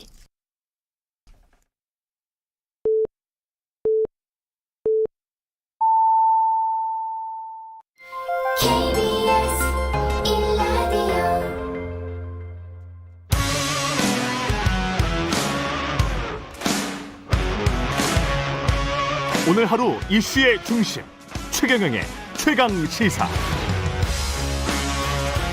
네, 4.7 재보궐선거 여야 대진표가 확정된 가운데 오늘부터 공식 선거운동 시작됐습니다. 선거전이 본격화되면서 여야의 메시지 전쟁, 공방도 갈수록 뜨거워질 텐데요. 오늘부터 선거운동이 끝나는 4월 6일까지 여야 후보들 또 양 후보 캠프 주요 인사들 이슈 있을 때마다 틈틈이 만나보겠습니다. 오늘은 국민의힘 오세훈 서울시장 후보 캠프의 이준석 뉴미디어 본부장 나와 있습니다. 안녕하십니까? 네, 안녕하세요. 예. 우선 안철수 국민의당 대표가 어제 의총 의원총회에 왔었죠. 네. 예. 그 아주 분위기 좋았습니까? 예, 실제로 안 대표께서 넥타이 색깔까지 저희 당색으로 배려하시는 등 좀 의지를 많이 빨간색으로 그렇죠. 예. 의지를 많이 보였습니다. 예. 네, 과거에 이제 저희가 TV 토론할 때도 예. 저희 오세훈 후보가 그 과거 국민의당의 상징색인 초록색 넥타이를 하고 나와가지고 그런 의지를 보인 게 아니냐라는 이제 해석들이 있었는데요. 이번에도 그 안철수 대표 그에 화답하듯이 예. 빨간색 이제 넥타이를 입고 왔기 때문에 예. 뭐 여러 가지 해석이 나오고 있습니다. 근데 예. 그때 의총에 김종인 위원장 안 계셨죠? 예, 예. 그래서 어떤 보도 보니까 김종인 위원장 안 계실 때 쓱 왔다 간 거 아니냐, 무서워서 뭐 이런. 어차피 원내에 어쨌든 예. 일정이라고 하는 거는 예. 뭐 사실 주호영 원내대표가 관장하는 것이고 의원들이 주도가 되는 것이기 때문에 네. 뭐 김 위원장이 거기에 찬반을 표시할 상황은 아니다. 그렇죠. 네, 하지만 뭐 어쨌든 안 대표 입장에서는 좋은 어쨌든 상견례를 한 거 아니냐. 좀 뵙기는 뵀어요? 두 분이 이렇게 서로 만났어요? 그건 제가 확인하지 못했습니다. 알겠습니다. 본론으로 좀 들어가 보면 네. 지금 오세훈 대 박영선, 박영선 대 오세훈인데 맞대결이 확정되자마자 박영선 후보 측에서 이제 공세가 굉장히 강화되고 있는데요. 낡고 실패한 시장이냐, 미래를 말하는 시장이냐, 이런 구도다. 낡고 실패한 시장은 이제 오세훈 후보를 지칭하는 것이겠죠. 어떻게 생각하십니까? 저는 사실 두 분 다 중견 정치인에 해당하고 이제는 뭐 두 분 다 이제 환갑이 지나신 분들이기 때문에 벌써 그렇게 됐어요? 오세훈 후보가 올해 이제 환갑을 지났습니다. 아, 61년생이니까. 61년생이시고 생일이 1월이신 걸로 합니다. 아, 그렇군요. 네, 그래가지고 저는 뭐 그런 부분에 있어가지고 서로 뭐 나이에 대한 얘기는 아닐 것이다. 하지만 오세훈 후보가 말하는 시정 경험이라는 것이 또 이제 박영선 후보가 보기에는 또 실패한 경험이라고 생각하시는 것 같은데 예. 그 부분을 또 박영선 후보가 너무 강조하다 보면은 저희 오세훈 그 후보의 그 시정 경험에 대한 평가가 이루어질 수 있는 것이거든요. 예. 그런데 그걸 꼭 나쁘게만 보는 사람들이 많은 건 아닙니다. 아. 네. 그렇기 때문에 그거는 아마 그럼 좀 이건 좀 아마 박영선 후보 쪽에서도 캠프 전략을 삼기에 좀 조심스러운 부분이 있을 겁니다. 나쁘게만 보는 부분이 아니다라는 건 아무래도 경험이 있기 때문에 훨씬 더 잘해 나갈 것이다. 그렇게 생각하는 사람들도 많다는 거죠. 저희가 왜냐하면 캠프 슬로건을 예. 첫날부터 능숙하게라고 이제 지었거든요. 아, 능숙하게. 예, 근데 그게 뭐 사실 어떤 분들에게는 안 좋은 시정이었겠지만 어떤 분들에게는 능숙하게 또 첫날부터 일할 수 있는 원동력이 된다 이렇게 볼 수도 있거든요. 박영선 후보가 말릴 수도 있다. 뭐 이런 말씀이시네요. 사실 저희는 좀 의아했습니다. 이런 구도를 내세우는 것 자체가. 예. 네, 사실 뭐 아예 확연하게 연령대가 차이 나게 되면은 젊고 신선한 이미지 이런 말이 나올 텐데 그러네. 두 분의 연령대가 비슷하기 때문에 시정 경험에 대한 부분을 지적하는 분이라면은 오 시장이 비록 무상급식 주민투표를 사퇴하긴 했지만은 시정 전반에 있어서 안정적이고 또 좋게 평가하는 정책들 많았거든요. 그러네요. 예. 예. 그 박영선 후보가 또 지적한 거는 지금 현재 격차가 좀 난다고 하더라도 95년도 보면 조순 후보에게 20% 이상 앞서고 있던 박찬종 후보 고색 창연합니다. 박찬종 후보, 박찬종 후보가 거짓말이 들통나면서 조순 후보가 승리했다.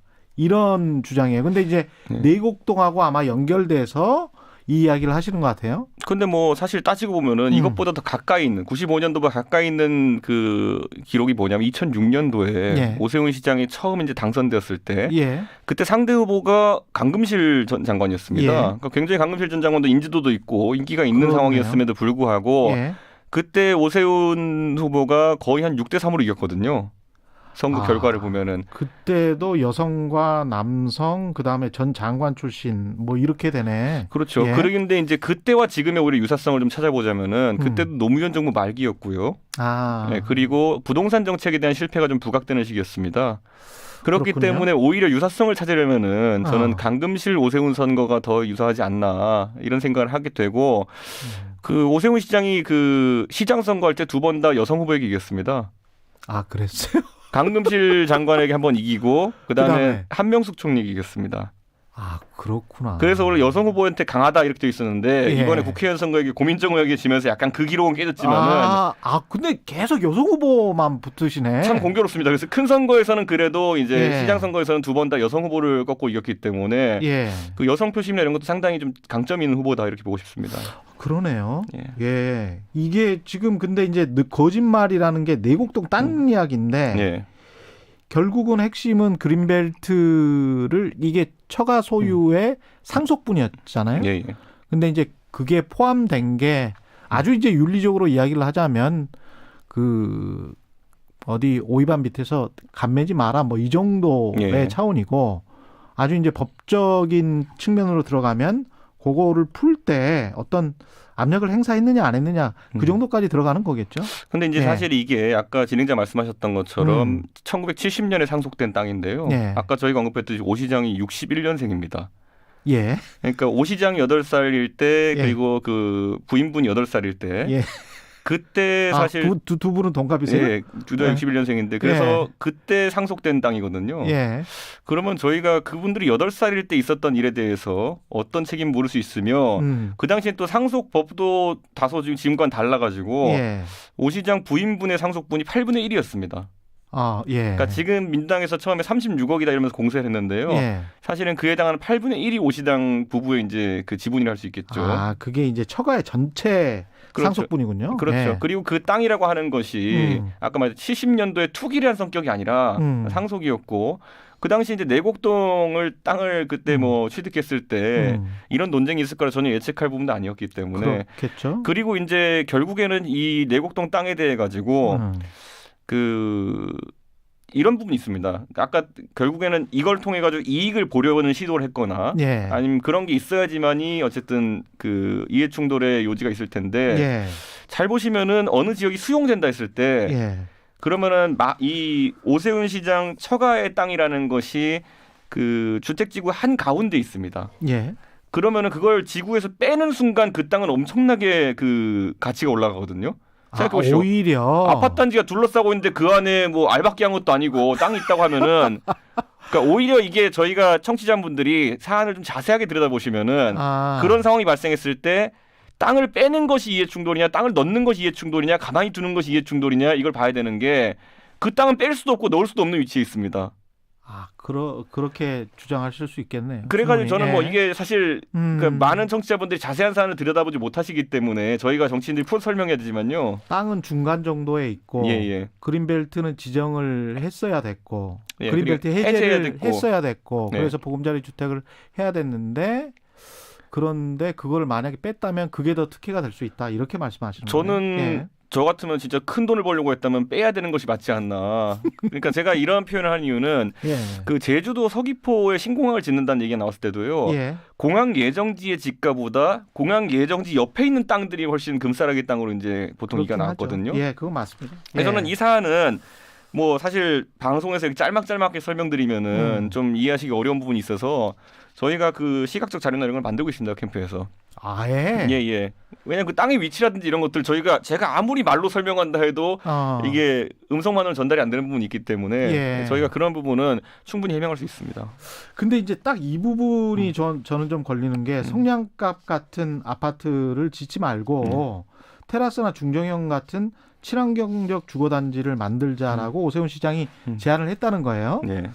근데 이제 테라스나 중정형 아파트 같은 경우는 뭐 지금 다 청취자분들 아시겠지만은 그래도 중상층 이상의 아파트들이잖아요. 네. 그러면 고급 주거단지 쪽으로 이렇게 슬쩍 방향을 바꾼 거 아니냐. 근데 이건 이겁니다. 그러니까 예. 공공임대주택에 대해 가지고는 또는 이런 보금자리 주택 아파트에 대해서는 뭐 정치인뿐만이 아니라 많은 분들이 임대가 활성화되고 아니면 이런 형태의 공공주택이 활성화되려면은 그 주택의 규모라든지 아니면 품질 같은 것이 올라갈 필요가 있다. 이거는 누차 언급된 사안이고요. 봐야 될 것이 땅이 수용된 이후에 그 땅에다가 속된 말로 임대주택을 짓든지 아니면 극단적인 사례로 상업시설을 짓든지 카지노를 짓든지 그거는 그 수용당한 사람 입장에서 이익이 생기는 게 아닙니다. 그렇기 때문에 그러네. 그러니까 그 이후에는 제가 봤을 때는 이 활용에 대해 가지고는 시장이 무슨 말을 한다 하더라도 이해충돌의 문제와 닿지 않습니다. 그러네요. 네. 수용하고 난 다음에 그렇지. 자기는 거기에 관한 무슨 테라스 아파트가 지어졌건 자기 땅에 지어진 건 아니니까 수용된 다음에 다른 그렇죠. 사람들이 가져가는 거니까. 그러니까 아파트가 좀 더 고급화된 것이 지어진다고 해가지고 뭐 수용가를 더 쳐주고 이런 게 아니기 때문에요. 저는 그래서 이 부분에 대해 가지고 사실 저도 이제 좁게 계속 좁혀나가다 보면은 결국엔 그 땅의 지구의 지정에 내 땅을 넣어라 빼라가 있어야지만이 여기서 이해충돌의 소지가 이제 발생하는 것인데 그 부분은 제가 봤을 때 지금 아무것도 한 게 없습니다. 오세훈 시장이 결국. 그렇군요. 관련해서 쭉 말씀을 듣다 보니까 박영선 후보의 도쿄 아파트 같은 경우도 김은혜, 김도훈, 뭐 송일정 의원이 관련 발언을 했는데 이게 좀 지나쳤던 거 아닌가? 지금 저까지 고소당했습니다. 그래요? 예, 4명입니다. 저희 당에서. 이준석 의원도 고소당하셨구나. 이준석 본부장도. 근데 왜 그 입장부터 들어보죠 그러면. 저희는 뭐 도쿄 아파트 대 가지고 사실 그 매매 시기나 이런 것이 좀 불투명하다. 왜냐하면 박영선 후보께서 2월 초에 이제 매매가 되었다라고 하셨는데 팔았다. 근데 저희가 이제 일본도 이제 등기부 등본이 있으니까 조회해 보니까 아직까지 소유권 이전이 되지 않은 거로 나왔습니다. 소유권 이전이 아직 안 됐어요? 근데 2월 초면은 이미 한 약 2달간의 시간이 있었는데 그게 안 되었기 때문에 혹시 매매 자체가 안 이루어진 거 아니냐 이런 의혹부터 또는 뭐 잔금 일정이라든지 이런 것이 어떻게 되느냐. 왜냐하면 잔금 일정이 뭐 3월이다 6월이다 이런 말이 지금 그 박영선 후보 캠프 쪽에 나오는 것 같거든요. 그래서 저는 그 부분이 좀 투명해져야 된다. 왜냐하면 저희가 문재인 정부의 공직자들도 부동산 문제 있어가지고 2주택 걸렸을 때 매각과 관련해가지고 불투명한 부분들이 있어가지고 비판받았던 적이 있거든요. 어떤 분은 팔았다 그러는데 매매가 성사 안 된 분도 있고 어떤 분은 팔려고 내놨는데 살려는 사람이 없다 이런 식으로 해명한 분도 있고 그렇기 때문에 저는 이 부분은 들여다봐야 되고 또 하나가 이제 결국에는 그 부동산을 이제 사게 되신 계기가 일본에 그게 이제 남편분께서 그 일본에서 근무하시게 돼가지고 그 이명박 정부로부터 쫓겨나가지고 뭐 이런 스토리로 그런 주장과 함께 이제 일하게 되셔가지고 월세를 내자니까 이제 월세가 일본이 비싸고 이러다 보니까 그 당시 금리가 싸서 아예 사는 결정을 했다. 이런 말씀하셨는데 뭐 그걸 다 믿는다 하더라도 그러면 그것이 2009년입니다. 그부터 2020년까지 지금 11년여가 지났는데 처음에 오로지 주거 목적으로 그거를 이제 구매하셨다고 했는데 그렇다면 중간에 임대를 준 기간이 너무 긴 거 아니냐. 저희도 그거는 박영선 후보께서 명확히 좀 답지를 해주셔야 될 것 같습니다. 그런데 이게 지금 아파트 규모는 굉장히 작죠. 그게 저도 이제 그 아파트를 찾아보니까요. 71제곱미터입니다. 그런데 그게 일본은 전용면적 기준으로 다 계산하기 때문에 21.5평입니다. 평으로 환산했을 때. 그런데 이 규모가 도쿄의 평균 주택 규모, 그러니까 일반적으로 도쿄 시민이 사는 평균 주택 규모가 69 정도 나옵니다. 그때 그 평균보다 큰 집입니다. 그러니까 제가 소형 아파트 기준을 뭐로 삼느냐의 문제인데요. 평균보다 크기 때문에 저는 그 부분 같은 경우에는 뭐 너무 쫀쫀한 것 같은데. 정치자들의 해석에 맡기겠습니다. 그것보다 2제곱미터. 그러니까 저희가 평균보다 큰 거를 소형이라 하기 좀 그렇지 않습니까? 그래요? 그래서 맨션이라고 하기는 좀 그렇습니다. 규모는 사실은. 고급인 거 맞습니다. 고급인 거 맞아요. 저희가 유튜브 영상 이런 거 검색해 보면은 광고하는 뭐 부동산 업자들의 광고기 때문에 좀 걸러들어야 될 부분도 있지만은 럭셔리가 붙습니다 앞에. 알겠습니다. 민주당 차원에서는 이제 오 후보의 무상급식 반대 논란 이것도 이제 다시 부각시키고 있네요. 그다음에 이제 김태년 민주당 대표 직무대행은 오세훈은 극우 정치인이다. 태극기 집회 이야기 다시 나오고 있고요. 그 사진 막 돌고 있는 거 좀 보셨을 거예요. 정광훈 목사 이야기하는 그렇죠? 그다음에 오세훈 그 후보가 뭐 주장하고 있는 거 태극기 집회에서 정광훈 목사 옆에서 이겁니다. 그때 이제 그 개천절 집회에서 그때 오세훈 후보가 연설을 한 건 맞고 그 연단에 정광훈 목사도 섰던 건 맞지만은 예. 내용에는 뭐 기독교에 대한 내용도 없고 예. 문재인 정부에 대한 비판 내용만으로 이제 들어 있었거든요. 예. 그러다 보니까 이거는 뭐 그냥 무대를 빌려 쓴 거 아니냐 정도로 보시면 될 것 같고 그 오히려 이제 박영선 그 의원 같은 경우에도 과거에 예. 정광훈 목사와 같이 국회 기도회라든지 이런 모임에 참석한 사진이 나왔거든요. 예. 그렇기 때문에 뭐 내용을 보지 않고 예. 정광훈 목사와의 어쨌든 같은 공간에 섰다라는 것만으로 만약에 극우 정치를 판별한다고 하면은 저는 이거는 굉장히 졸렬한 논란이다 결국에는. 아니 근데 내용을 보면 네. 내용이 약간 좀 지금의 어떤 중도 확장 전략과는 다르게 네. 굉장히 좀 심하게 문재인 정부를 비판하면서 약간 좀 극우적인 어떤 내용이 좀 있는 것처럼 보이고 예. 이거 국가기도에는 사실은 어떻게 보면 그건 본인이 가지고 있는 종교적인 성향인데 그걸 비판하기는 좀 어렵지 않습니까? 저는 그 극우라는 말이 예. 그 예를 들어 태극기 부대랑 저랑 대척점에서 얘기할 때가 많지만은 그렇죠. 태극기 부대는 박근혜 대통령에 대한 팬심이 과한 거지 극우의 성격을 가진 사람들은 아닙니다. 이 극우라 하려 그러면은 저희가 이제 인종차별적이라든지 예. 뭔가 집단주의적이고 이런 것이 좀 있어야 되는데 예. 저는 그렇기 때문에 정광훈 목사가 보이는 행태 예. 중에서 뭐 예를 들어 과학을 불신한다든지 아니면 예. 나를 믿어라 이런 것들은 다소 예. 전체주의 행보에 가깝긴 하지만은 그렇죠. 오 예. 시장이 냈던 메시지 중에 정권 비판에 대한 부분이 굉장히 강하다고 해가지고 그게 극우적인 메시지라 볼 수는 없다. 저는 그렇게 봅니다. 뭐 문재인 정부 싫어하는 사람 한둘이 아닌데 요즘 예. 그거 다 극우입니까? 아닙니다. 근데 그렇게 세게 발언했다고 극우라고 볼 수는 없다. 뭐 이런 거죠. 그렇죠. 예. 그리고 오세훈 시장이 뭐 대중연설하고 이럴 때 격한 모습을 안 보이다 보니까 그것이 이색적이다 이렇게 할 수 있겠지만 문재인 정부를 세게 비판했다. 그렇기 때문에 극우 아니냐 이거는 사실 뭐 논리의 비약이 지나칩니다. 그거는. 알겠습니다. 예, 오세훈 후보의 가장 큰 경쟁력은 뭐라고 설명할 수 있을까요? 저는 그 10년 동안의 그 고난이 예. 오세훈을 매우 강하게 했다. 성숙하게 했다. 이걸 예. 유권자들이 평가하는 거 아니냐. 오세훈 후보도 본인이 평가하기로는 과거에 45살에 서울시장을 했을 때 예. 젊을 때 했죠. 예. 그러니까 그때는 자기가 너무 자기 논리와 올곧음을 추구하다가 예. 부러지기도 했다. 예. 예. 그리고 그 부러짐 속에서 사실 많은 부침을 겪었죠. 예. 선거도 연거푸 떨어지고. 예. 그런데 이제는 책임감을 더 강하게 느낀다 이렇게 말하거든요. 그러니까 그 당시에는 옳은 것을 무조건 쫓아서 직도 던지고 이렇게 했었는데 예. 지금은 1000만 서울 시민의 희정을 책임지는 책임감이라는 것이 얼마나 무거운지도 깨달았기 때문에 조금 더 업그레이드된 모습을 보일 수 있다. 그때 별명이 이제 5살 오세훈 뭐 이랬잖아요. 그렇죠. 예. 근데 그 5세 5살 훈이에서 많이 좀 벗어났다 이렇게 지금 말씀하시는 거네요. 그렇죠. 예. 예. 그리고 그때 뭐 그거 말고도 뭐 시정에 대해서 뭐 여러 가지 비판도 많이 받았지만은 예. 또한 이제 한 10년쯤 지나고 나가지고는 재평가되는 것들이 굉장히 많거든요. 오세훈 후보가 검사나 판사를 한 적은 없죠. 바로 변호사라. 오히려 민변 변호사 활동을 하면서요. 그랬었죠. 많은 분들이 알고 계시는 좀 판결 중에 그 일조권에 대한 것. 예, 예. 그러니까 환경 부분 전문 변호사로 이제 있었기 때문에 일조권이라는 것을 실제 권리로 인정받은 그런 판례를 만든 사람이고 네. 저희가 지금 엄격하게 적용받는 정치자금법, 오세훈 정치자금법을 이제 국회의원 끝나고 나서 만든 분이기 때문에 예. 그런 쪽으로 업적도 상당히 있습니다. 예. 그 윤석열 전 검찰총장이 지원 유세를 공식적으로 나올 가능성이 있습니까? 제가 유세 지금 일정을 좀 짜고 있거든요. 아, 그래요? 예, 근데 아직까지는 저희도 컨택한 바 없고 예. 윤석열 총장 쪽에서도 어떤 의지도 밝혀온 바가 없습니다. 전화번호 있어요? 윤 총장? 닿는 분의 연락처는 알고 있습니다. 아, 닿는 분의? 예. 근데 예. 그러면 지금 기자들이 가지고 있는 그 전화번호 예. 말고 다른 전화번호가 있습니까? 뭐 가까이 앞 최측근의 전화번호 제가 최측근의 갖고 전화번호 그거 하나 남겨주고 가세요. 언론 인터뷰는 아직 안 하지 않을까요? 예, 저희도 인터뷰해야 되는데. 다만 예. 그 또 하나의 이제 주목받는 인사인 안철수 대표 같은 경우에는 예. 저희가 당장 오늘부터 공동 유세에 나섭니다. 예. 그래서 안철수 대표 측과의 소통도 원활하고 예. 안철수 대표께서도 적극적으로 이 유세에 참여하시겠다 이런 의지이기 때문에 아마 좋은 모습, 둘이 화합하는 모습 유권자들이 많이 볼 수 있을 것 같습니다. 예. 그리고 김종인 위원장이 어제 이제 그 광주 묘역 찾았죠. 5.18 민주화 묘역 찾았는데 이번 방문의 의미는 뭘까요?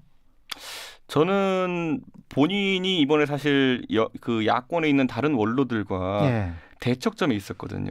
예. 저희가 봤지만은 뭐 김무성 대표나 김문수 지사 아니면 이재호 대표 등은 예. 이번 국면에서 김종인 위원장의 굉장히 좀 불편한 심기를 드러내셨는데 그렇죠. 결과론적으로는 김종인 위원장이 뚝심 있게 오세훈 후보를 만들어냈다는 평가가 지금 줄을 잇고 있습니다. 그게 지배적이죠. 예. 그랬을 때 본인의 노선이 옳았다는 걸 다시 한번 보여주기 위해서 본인이 비대위원장 맡고 했던 초기 행보 중에 하나인 광주 방문 이걸 다시 함으로써 끊임없이 이 길로 나가겠다는 걸 보여주는 것이 아니냐. 이게 진심이다. 왜냐하면 네. 그 야권의 원로분들이 김종인 위원장에게 불편하게 생각하는 마음이라는 것이 사실 그런 중도화 행보부터 최근에 단일화 과정에 있었던 잡음까지 다 이어져서 나온 것이다 이렇게 보거든요. 예. 그렇기 때문에 그 중도화 노선에 대해 가지고는 끝없이 이제 노력하겠다는 것을 보여주기 위해서 그 단일화 후 첫 행보가 그게 된 게 아닌가 싶습니다. 근데 최경영의 최강 시사에서 이재호 고문 지난번에 전화 인터뷰했는데 네.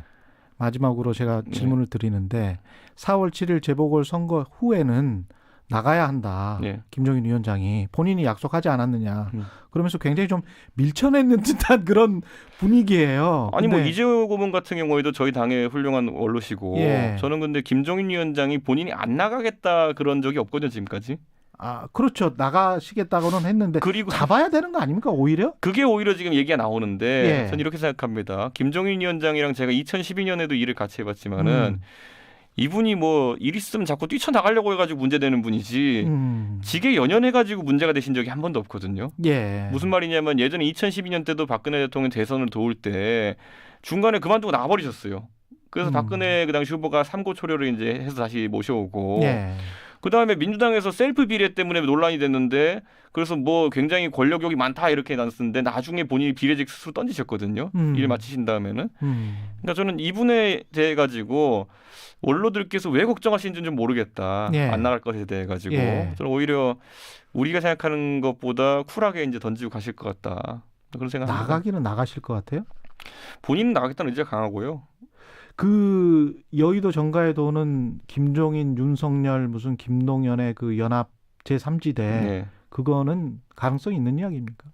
저는 뭐 그 가능성까지는 판단 못 하겠습니다만은 예. 김종인 위원장의 그 당내에서 리더십이라는 거는 예. 뭐 김종인 개 의원들 이런 것이 있는 것도 아닌데 결국에는 지난 서울시장 선거 과정을 반추해 보면은 어느 주자에게도 편애를 보이지 않으면서 예. 굉장히 공정하게 이제 경선 과정 관리해 왔기 때문에 리더십이 유지될 수 있었던 것이거든요. 예. 그러니까 대선도 본인이 만약 킹메이커로 역할을 하고 싶으시다면은 당 대표 또는 비대위원장의 위치에서가 아니라 예. 밖에서 그 역할을 하시면서 만드는 것이 당연하다 이렇게 생각하고 계실 겁니다. 알겠습니다. 오늘 말씀 감사하고요. 이준석 국민의힘 오세훈 서울시장 후보 캠프 뉴미디어 본부장이었습니다. 고맙습니다. 예, 감사합니다.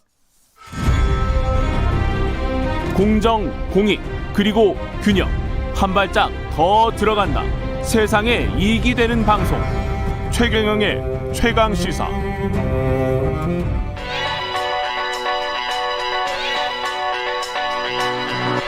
최강 시사 김수민의 눈. 네, 김수민의 눈 김수민 평론가 나와 계십니다. 안녕하십니까? 네, 반갑습니다. 예, 오늘은 안철수 국민의당 대표와 제3지대 정치.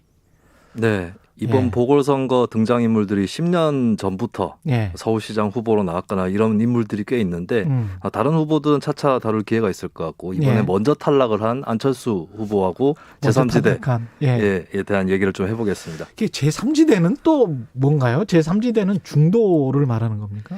중도를 말할 때가 많은데 그것을 포괄한 거대 양당 외의 제3지대 이렇게 더 큰 의미로 부를 때도 있는 것이고요. 예. 이게 그때 다른가요? 조금 그때그때 성격은 조금씩 다른 것 같아요. 근데 보통은 중도, 그러니까 거대 양당의 중간을 많이 포괄을 하고 있는 것 같습니다. 거기가 중심인 경우가 많고. 참 이것도 제가 좀 고민인데 중도 실용 정부 기억나세요? 중도 실용 정부가 어떤 정부였는지? 실용 정부라는 말을 이명박 정부가 썼었죠. 정부 때였거든요. 이명박 정부의 국정백서에도 스스로를 중도 실용 정부라고 네. 평가를 해. 5년 동안을. 네네.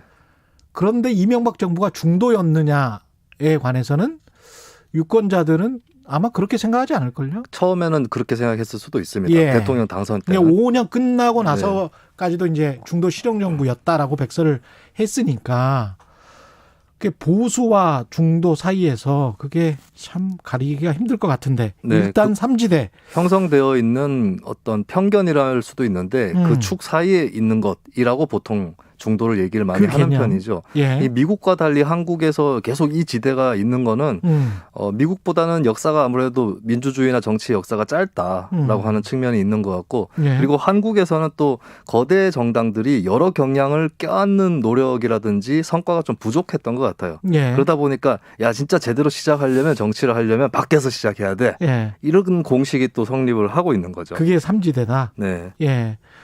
근데 그게 이제 과거에 진보당이랄지 민주노동당이랄지 또 이거는 아닌 거잖아요. 근데 이 삼지대라는 거는. 보기에 따라서 민주노동당도 삼지대 성격이 또 있었다라고 볼 수도 있겠죠. 그래요? 근데 주로 얘기되었던 것은 이제 중간에 있던 것. 왜냐하면 가장 왼쪽에 있는 지대 같은 경우는 집권 가능성은 좀 떨어져 보이는 것이 현실이기 때문에 예, 그래서 주로는 중도 쪽이었습니다. 삼지대에 있었던 정치인들이 뭐 누구라고 볼 수 있습니까? 많이들 명멸을 했는데 안철수 대표가 상당히 길게 간 셈이에요. 비교를 해보면 정주영 통일국민당 대표라든지 문국현 창조한국당 대표 그리고 좀 더 넓혀보면 김종필 자유민주연합 대표 여기도 이제 삼지대라고 크게 보면 포함을 할 수 있겠죠. 예. 여기하고 차이가 있는 게 안철수 대표 같은 경우는 일단 정주영 회장하고 캐릭터의 차이가 있습니다. 예. 정주영 회장은 재벌 총수의 고령이었기 때문에 좀 오래 가기 힘든 대중에게 이렇게 질시받기 쉬운 예. 그런 캐릭터였고 예. 문국현 대표 같은 경우는 지역 기반이 없었어요.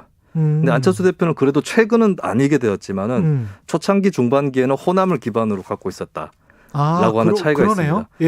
네, 그리고 김종필 대표가 바로 지역 기반을 갖고 있는 제3지대 대표 사례인데 김종필 대표와 안철수 대표의 차이는 김종필 대표는 그쪽이 미는 쪽이 여당이 됩니다. 예. 본인도 계속 여당을 해요. 근데 안철수 대표는 계속 야당만 했거든요. 예. 이게 좀 미움을 덜 받을 수 있는 소지가 있다.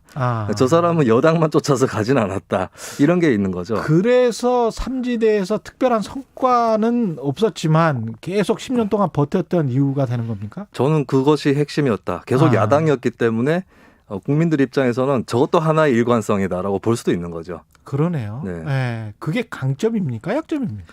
계속해서 그렇게 되면 이제 집권을 못하게 되는 것이고 어떻게 본인이 쓰느냐에 달려 있는 거겠죠. 본인의 그 스타일이나 이런 것도 한 10년 동안에 계속 바뀌었습니까? 안철수 대표가? 안 대표 저는 대표적으로 메시지 전략만 봐도 여러 가지 변화가 보인다고 보는데 예. 초반기에는 진보 보수가 결합된 메시지들을 냈었어요. 경제는 진보, 안보는 보수 이런 식으로.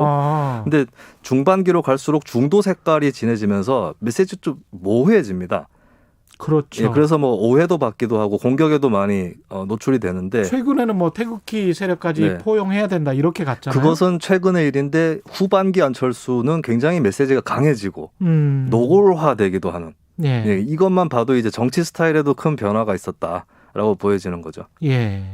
근데 안철수 대표 하면 과거에 굉장히 인기가 좋았었던 적도 있잖아요. 네네. 전성기가 언제였죠? 제가 봤을 땐 사실 박근혜 전 대통령 탄핵 때가 안철수 대표의 전성기라고 볼 수 있습니다. 왜냐하면 이 대통령 탄핵은 3분의 2의 국회의원 찬성이 필요하기 때문에 양당 체제에서는 대단히 힘듭니다. 50대 50 싸움에서는 힘든 건데 이게 다당 체제가 되고 야당이 여럿이 되면은 국민들도 더 가담을 하기가 쉽게 되고 또 여당 입장에서도 균열을 일으키기가 더 쉽습니다. 저쪽이 상대방이 하나로 단결돼 있다면 우리도 단결해야 된다. 이게 작동을 하는 법인데 그래서 여러 사람들이 노력을 하고 활약을 했지만 이 판 자체를 열어제친 것은 국민의당을 창당했던 안철수 대표다라는 측면에서는 안철수의 제3지대 정치가 클라이막스였던 시기는 박근혜 전 대통령 탄핵이다라고 볼 수 있겠죠. 이번에 오세훈 후보에게 패하면서 3지대 정치가 실패한 겁니까? 아니면 앞으로 어떻게 될 것 같습니까? 안철수의 제3지대 정치는 일단락되었다고 볼 수 있습니다. 국민의힘과 합당 제안도 했고 더 이상의 이제 그 사이지대에서 찾을 활로를 못 찾았기 때문에 안철수는 이제 상당히 실패했다라고 볼 수 있겠죠. 근데 제3지대까지 다 실패할 거냐? 앞으로 또 가능성이 열릴 수 있다. 윤석열 현상 같은 경우도 그런 가능성을 내포를 하고 있죠. 그래요? 안철수 대표가 또 대선 나올 가능성은 없다? 그것은 뭐 해봐야 할 일인 것 같습니다. 알겠습니다. 김수민의 눈이었습니다. 감사합니다. 예, 감사합니다. KBS 1라디오 최근의 최강시사 2부는 여기까지고요. 일부 지역국에서는 해당 지역 방송 보내드리겠습니다. 고맙습니다.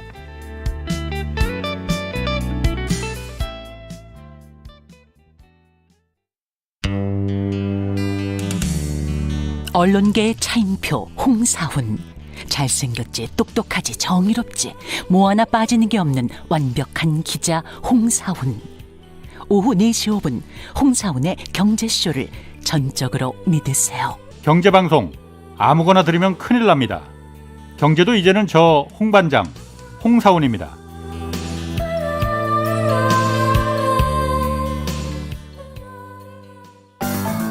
주진우 라이브가 원래 인터뷰 잘해요. 내용도 알차요. 내용이 너무 알차고 꼭 물어보지 않았으면 싶은 거를 꼭 물어봐가지고 꼭 물어봐야죠. 굉장히 불편해하시더라고. 곤란한 문제는 꼭 제가 물어봅니다.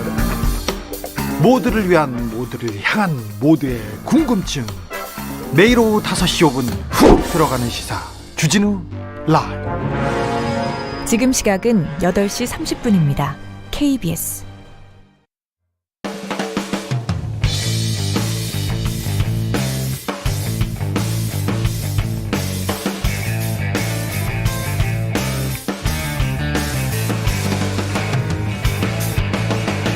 최경영의 최강 시사.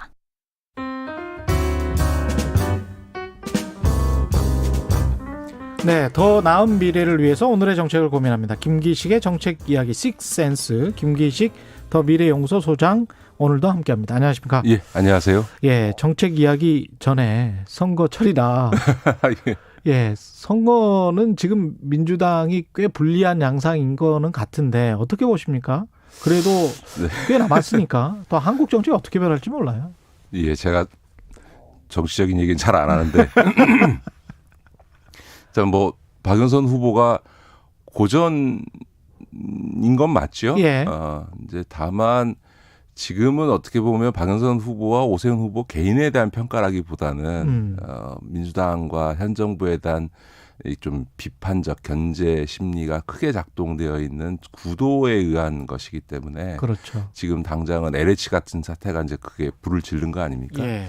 그런데 이제 막상 선거 막바지에 가게 되면 이제 그런 어떤 이 분노의 마음과 함께 미래를 이끌어갈 시장이 누구냐라고 하는 후보의 문제에 또 이렇게 국민들의 유권자의 관심이 이렇게 가게 됩니다. 그렇기 예. 때문에 뭐 지금 벌어져 있는 여론조사의 표차보다는 훨씬 더 근접하긴 할 거다. 그러나 어쨌든 박영선 후보가 정부 여당이 굉장히 어려운 선거를 하고 있는 거는 맞는 것 같고요. 예. 다만 그 국민의힘의 안철수 후보가 아니라 국민의힘의 오세훈 후보가 됐기 때문에 아마 국민들께서도 서울 시민들도 이 정부가 잘못하긴 하는데 그렇다고 다시 국민의힘을 복권시켜도 되나 이런 심리를 갖게 되는 중간층들이 형성될 거거든요. 그러니까 네. 결국은 저는 양쪽 모두가 자기 지지층을 결집하는 선거 전략을 취할 가능성이 높습니다. 이게 보궐선거에서는. 그런데 이번 보선은 예. 저는 아마 역대 보선 중에서 가장 높은 투표율, 중간층의 가장 높은 투표를 보일 거라고 생각하고요. 예.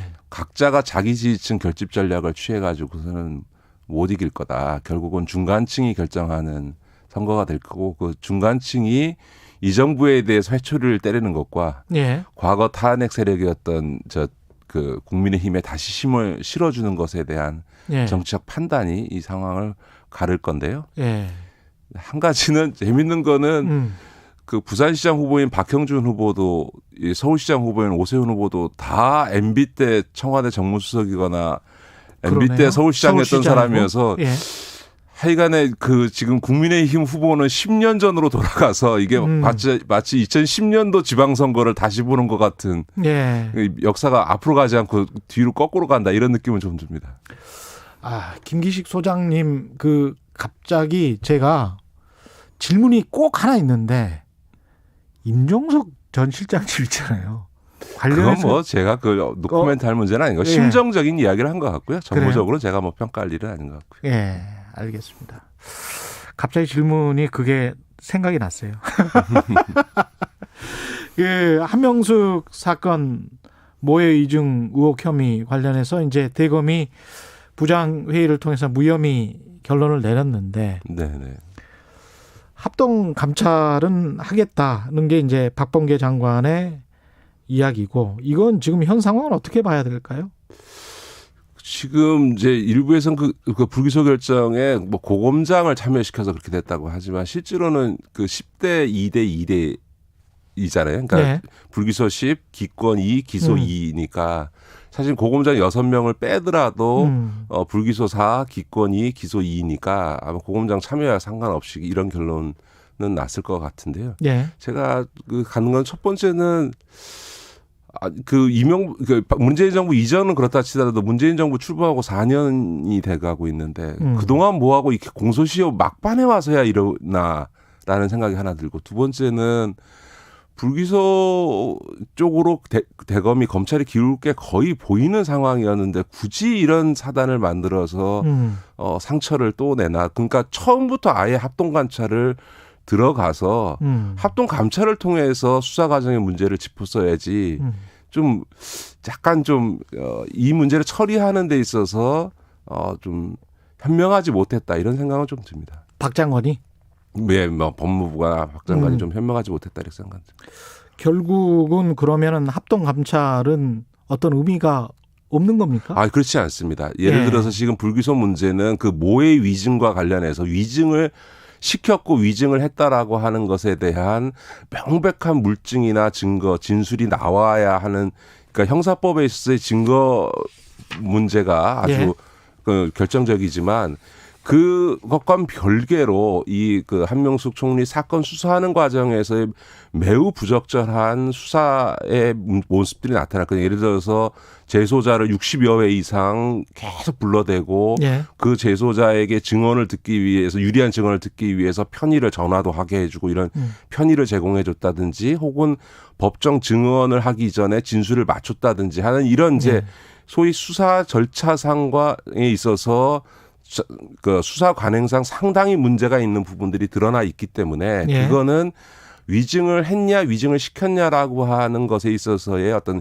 형사적 판단과 무관하게 검찰 수사 관행 차원에서는 반드시 조사를 해서 부적절한 수사 관행에 대해서를 바로잡는 계기로 삼아야 되는 건 분명한 거죠. 그 당시 관계자들에 대해서는 지금 이제 징계 시효가 지났기 때문에 징계를 못하지만, 사실은 징계 시효에 안에 있었다면 우리가 기소해서 형사처벌까지 못해도 충분히 징계할 만한 사유가 되는 그런 어떤 정황들은 이번 사안에서 많이 드러났거든요. 그러면 합동 감찰을 해서 뭔가 문제가 있다 그러면 관련해서 했던 무슨 검사랄지 수사관이 법무부로부터 징계도 받고 그렇게 되는 겁니까? 아니요. 징계 시효는 3년이기 때문에 지금 그 당시 사건이 2010년도 사건이거든요. 그러니까 징계 시효도 지났군요. 징계 시효가 지났기 때문에 징계를 할 수 없습니다. 그러나 징계를 할 수 없다 하더라도 이건 매우 부적절한 수사 관행이었고 수사 방식이었기 때문에 그 진상을 밝히고 고쳐야 될 점들을 고치도록 그렇게 하는 거는 반드시 필요한 과정이라고 생각합니다. 앞으로 개선해야 된다. 그렇죠. 어떻게 개선해야 됩니까? 그러니까 이제 보통 법정에서요, 진술을 할 때 진술의 오염이라는 말을 씁니다. 그게 무슨 얘기냐면 변호인이 자기 의뢰인인 피의자와 관련해서 어떤 증인을 신청해서 법정에서 증언시킬 때 변호사가 그 증인을 사전에 접촉하게 되면 그 증인의 진술은 오염됐다. 다시 말해서 변호인에게 유리하게 오염됐다고 해서 그 진술의 어떤 신뢰성을 믿어주지 않거든요. 그래서 이 증언의 오염이라고 하는 게 굉장히 법정 절차에서 중요한 문제, 법정 진술에서. 지금 이번에 한명숙 총리 사건은 검찰이, 그러니까 피의 사건, 형사 사건이라면 검찰과 변호인이 싸우는 거잖아요. 그렇죠. 그런데 검찰이 자기 이 사건의 중요 증인을 미리 불러다가 진술을 어떻게 하라고 훈련시켰다는 얘기는 뭐냐면 진술을 아주 의도적으로 오염시켰다는 얘기잖아요. 그렇죠. 그러니까 그거는 형사사법에 있어서는 매우 부적절한 거죠. 왜냐하면 형사사법이라고 하는 것은 절차적 정당성이라는 게 매우 중요하기 때문에 이런 절차적 정당성을 충분히 훼손했다. 심각하게 훼손했다라고 볼 수 있어서 이 부분에 있어서의 어떤 잘못된 수사 관행 이런 부분들은 문제를 삼아야 되고요. 이번에 조남관 총장 대행도 지적을 했습니다만 사실 한 총리, 이번에 문제가 된 한 총리 사건도 이게 사실은 별건 수사를 통해서 이루어진 거거든요. 왜냐하면 첫 번째 이른바 의자가 뇌물 받았냐, 총리실에서 5억을 받았다라고 하는 이 첫 번째 사건에서 무죄가 나니까 이거를 다시 또 다른 사건을 갖고 와서 한총리를 두 번째 기소한 사건이거든요. 이게 전형적으로 정적을 상대로 한 표적 수사를 해서 하는데 별건 수사 방식을 동원한 거거든요. 그러니까 이런 별건 수사는 절대 해서는 안 된다라고 하는 거는 검찰총장 했던 사람들도 공식성상에 얘기할 때는 다 그 동의합니다. 근데 실제로는 별건 수사 방식을 통해서 하여간에 먼지 탈탈 털어서라도 반드시 목표한 바 피의자는 반드시 처벌한다. 이런 잘못된 수사 관행이 있거든요. 이런 것도 반드시 바로 잡아야 되는 거죠. 근데 이 사건이 가지는 의미에 관해서 이제 국민들이 별로 그렇게 그게 큰 거야. 그러니까 검사나 수사관이 뭐 어떤 증인을 데려다가 뭐 훈련시키고 만약에 그랬다면 그게 어떤 의미를 가지고 있는 건가요? 사법부나 재판부를 사실은 농락시킬 수도 있는 그런 의미가 있는 거 아닙니까? 그렇습니다. 그렇습니다. 예를 들어서 이제 국가의 사법권은 공인된 폭력이거든요. 예를 들어서 개인이 누군가를 인신구속하거나 하면 이건 감금죄고요. 그렇죠. 누구한테 너 이렇게 말해라고 하면 협박죄거든요. 그렇습니다. 근데 검찰이나 법원에게는 인신을 구속하거나 사람을 강제로 끌어들여서 진술해라고 할 수 있는 거에 대해서 합법적 권한을 주었기 때문에 더더군다나 그 권력을 행사하는 법적으로 헌법적으로 위임해 준 이 권한을 절차적으로 정당하게 쓰지 않으면 이게 폭력이 되는 거예요. 맞습니다. 폭력이에요. 그렇기 때문에 이 검찰에 있어서의 이런 절차적 정당성을 지키지 않은 문제는 사인들 간에 이루어지는 것보다 훨씬 더 엄격한 잣대를 가지고 문제를 삼고 고쳐야 되는 거죠. 그렇습니다. 사실은 뭐 피의자나 참고인으로 검찰 가보신 분들은 아실 텐데 사람을 죄인 취급하면서 윽박지르면서 뭐 녹음도 못하게 하고 피의자의 최소한의 권리도 주장하지 못하게 하는 경우가 굉장히 많거든요. 관행적으로. 근데 그런 것들은 사실은 국가 권력에 의한 인권 침해잖아요. 그렇습니다. 그리고 그걸로 통해서 만들어진 만약에 그게 허위 증거나 증언이었다면 그거는 재판부를 농락하는 거죠. 그래서 청취자들께서도 모해 위증 문제에 있어서 기소냐 불기소냐 이런 거가 일단락됐기 때문에 이거 다 끝난 거 아니냐인데 모해 위증을 실제로 시켰냐 했냐 여부와 별개로 검찰의 수사에 관한 문제는 이 위증 못지않게 중요한 문제이기 때문에 비록 징계시효가 넘었고 형사처벌을 할 수 없는 문제, 그 공소시효도 지나고 다 지나서 이제 뭐 할 방법이 없다 하더라도 뭐가 문제였는지는 밝히고 그걸 개선하는 문제는 소위 그러니까 국민의 인권 보호를 위해서 반드시 필요한 거죠. 이런 검찰의 수사 관행이 있으면 국민 누구나가 다 그런 일을 당할 수 있는 거니까. 그렇습니다. 그렇습니다. 게다가 이제 사법부의 판사들 입장에서도 이게 만약에 사실은 굉장히 불쾌한 일이죠. 그렇죠. 본인들은 당한 거니까. 그렇습니다. 본인들은 거짓 어떤 증언을 당한 거기 때문에 그래서 판단을 잘못했을 수도 있기 때문에 여러 가지 함의가 있는 사건인 것 같습니다. 이 사법농단 관련해서 첫 유죄가 나왔는데요. 이 판결의 내용은 아까 이제 박주민 의원에게도 여쭤봤습니다만 어떻게 보십니까? 중요합니까?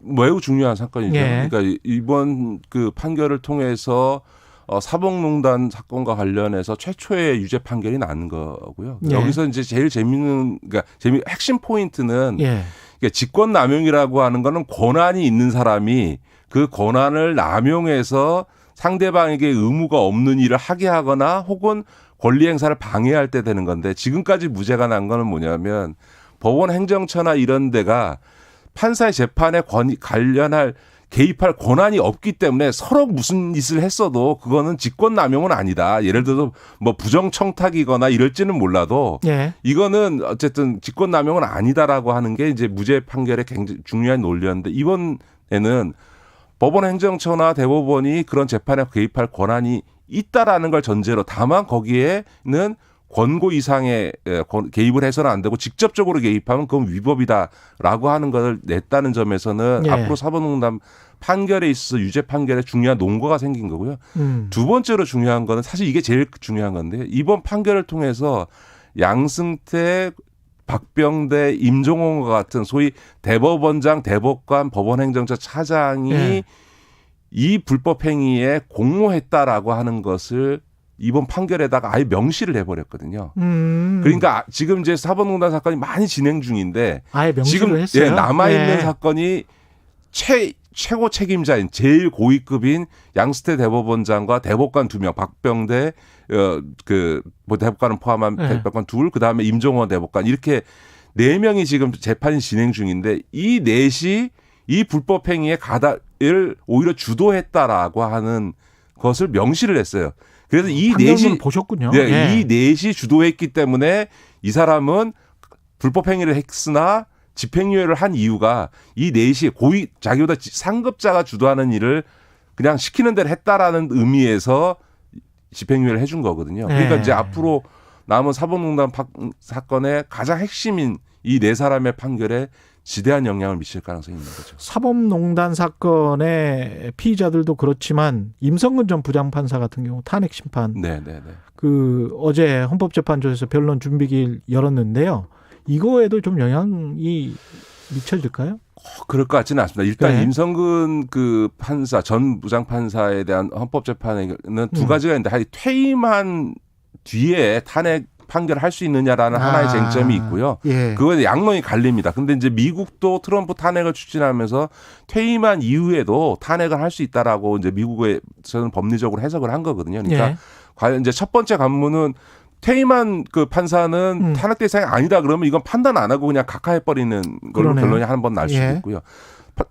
퇴임한 판사도 탄핵 대상이 된다라고 하더라도 과연 이게 헌법상에 있어서의 법관에 있어서의 어떤 독립성을 침해한 행위냐라고 하는 부분에 있어서는 굉장히 중요한 헌법적 판례가 나올 건데요. 이 헌법에 있어서의 법관의 법과 양심에 따라 독립적으로 재판하도록 한 이 헌법 조항의 범위를 어디까지 해석할 거냐에 대한 최초의 판례가 나오는 거니까 그 최초의 판례에 따라서 탄핵이 인용될 수도 있고 기각될 수도 있고 이런 거죠. 그러니까 이거는 무슨 형사사법과 절차와는 달리 헌법에 있는 그 법과 양심에 따른 독립적 판결을 규정한 그 헌법 조항의 의미를 어디까지 해석할 거냐에 따라서 탄핵 여부가 결정되겠죠. 알겠습니다. 말씀 감사하고요. 지금까지 김기식 더 미래연구소 소장이었습니다. 고맙습니다. 네, 고맙습니다. KBS 일라디오 최강시사 듣고 계신 지금 시간은 8시 46분입니다.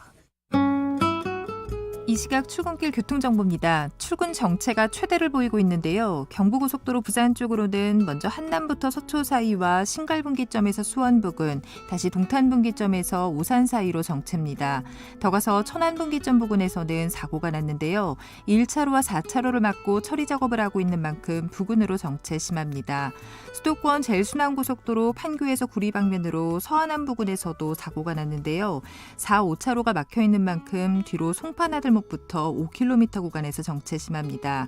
그 밖에 남해고속도로 순천 쪽으로 진영분기점 부근 사고는 처리 작업이 마무리됐지만 부근으로 더딘 흐름 남아있습니다. KBS 교통정보센터에서 김민희였습니다. 여러분은 지금 KBS 1라디오 최경영의 최강시사와 함께하고 계십니다. 네, 청와대는 오늘 오전 국가안전보장회의 NSC 상임위원회 긴급회의를 개최한다고 합니다.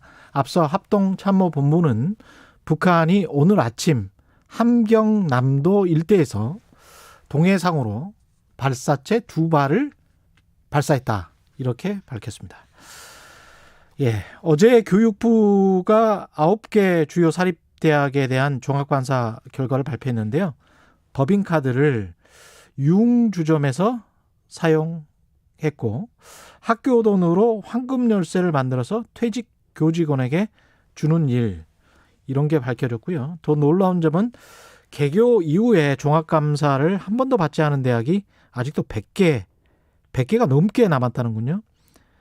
대학교육연구소 이문희 연구원 연결해서 관련 이야기 나눠보겠습니다. 안녕하세요. 예, 안녕하세요.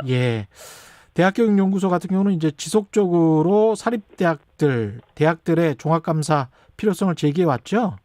예, 맞습니다. 저희가 20여 년 전 넘게 사립대학에 대한 종합감사가 필요하다라는 주장을 해왔습니다. 왜 필요하다라고 주장을 해오신 건가요?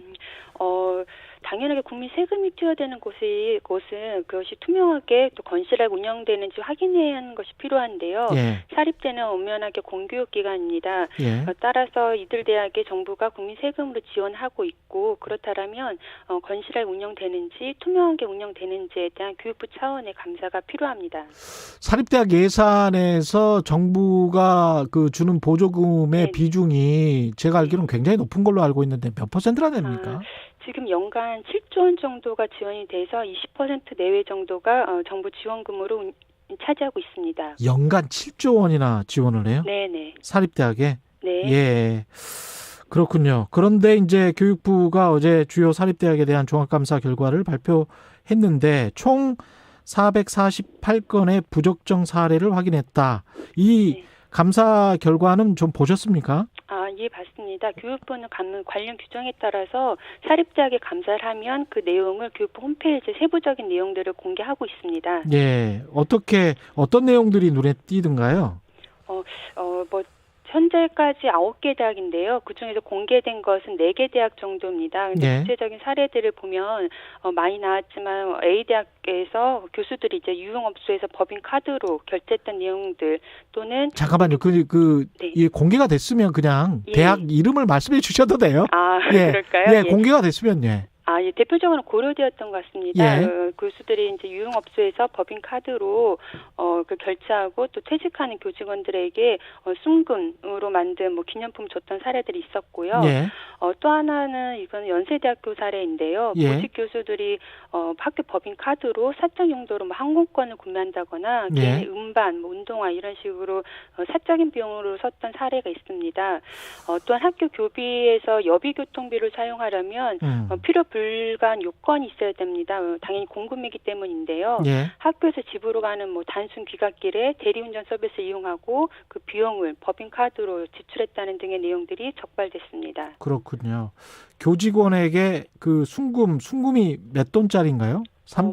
사례에 따라 다른데 대표적으로 30돈짜리도 나오고 있고요. 여러분 사례들이 있고 구체적인 것들은 교육부 홈페이지 아주 자세하게 공개하고 있습니다. 그렇군요. 30돈이면 꽤 돈이 됩니다. 네.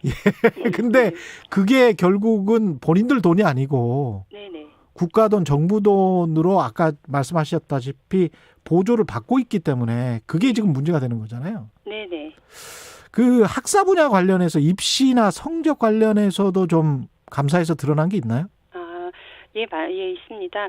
대표적으로는 이제 부모가 교수이고 자녀가 학생인 관계라면은 이런 사실은 학점을 과하게 준다거나 이런 논란이 될 수 있기 때문에 대학 본부에 사실을 사전 신고를 해야 됩니다.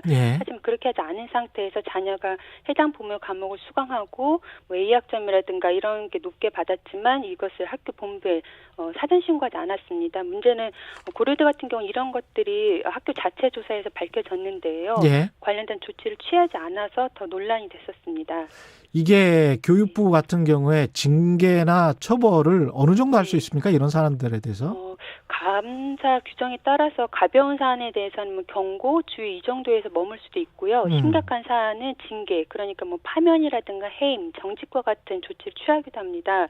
그리고 또 사실이 심각해서 범죄 사실이 인정되거나 수사가 필요하다고 판단하면 경찰이나 검찰에 수사를 의뢰하고 고발을 하기도 합니다. 이게 아까 말씀하신 대로 감사를 아직 많이 받지 않았죠? 아직 받아야 될 대학들이 훨씬 많죠?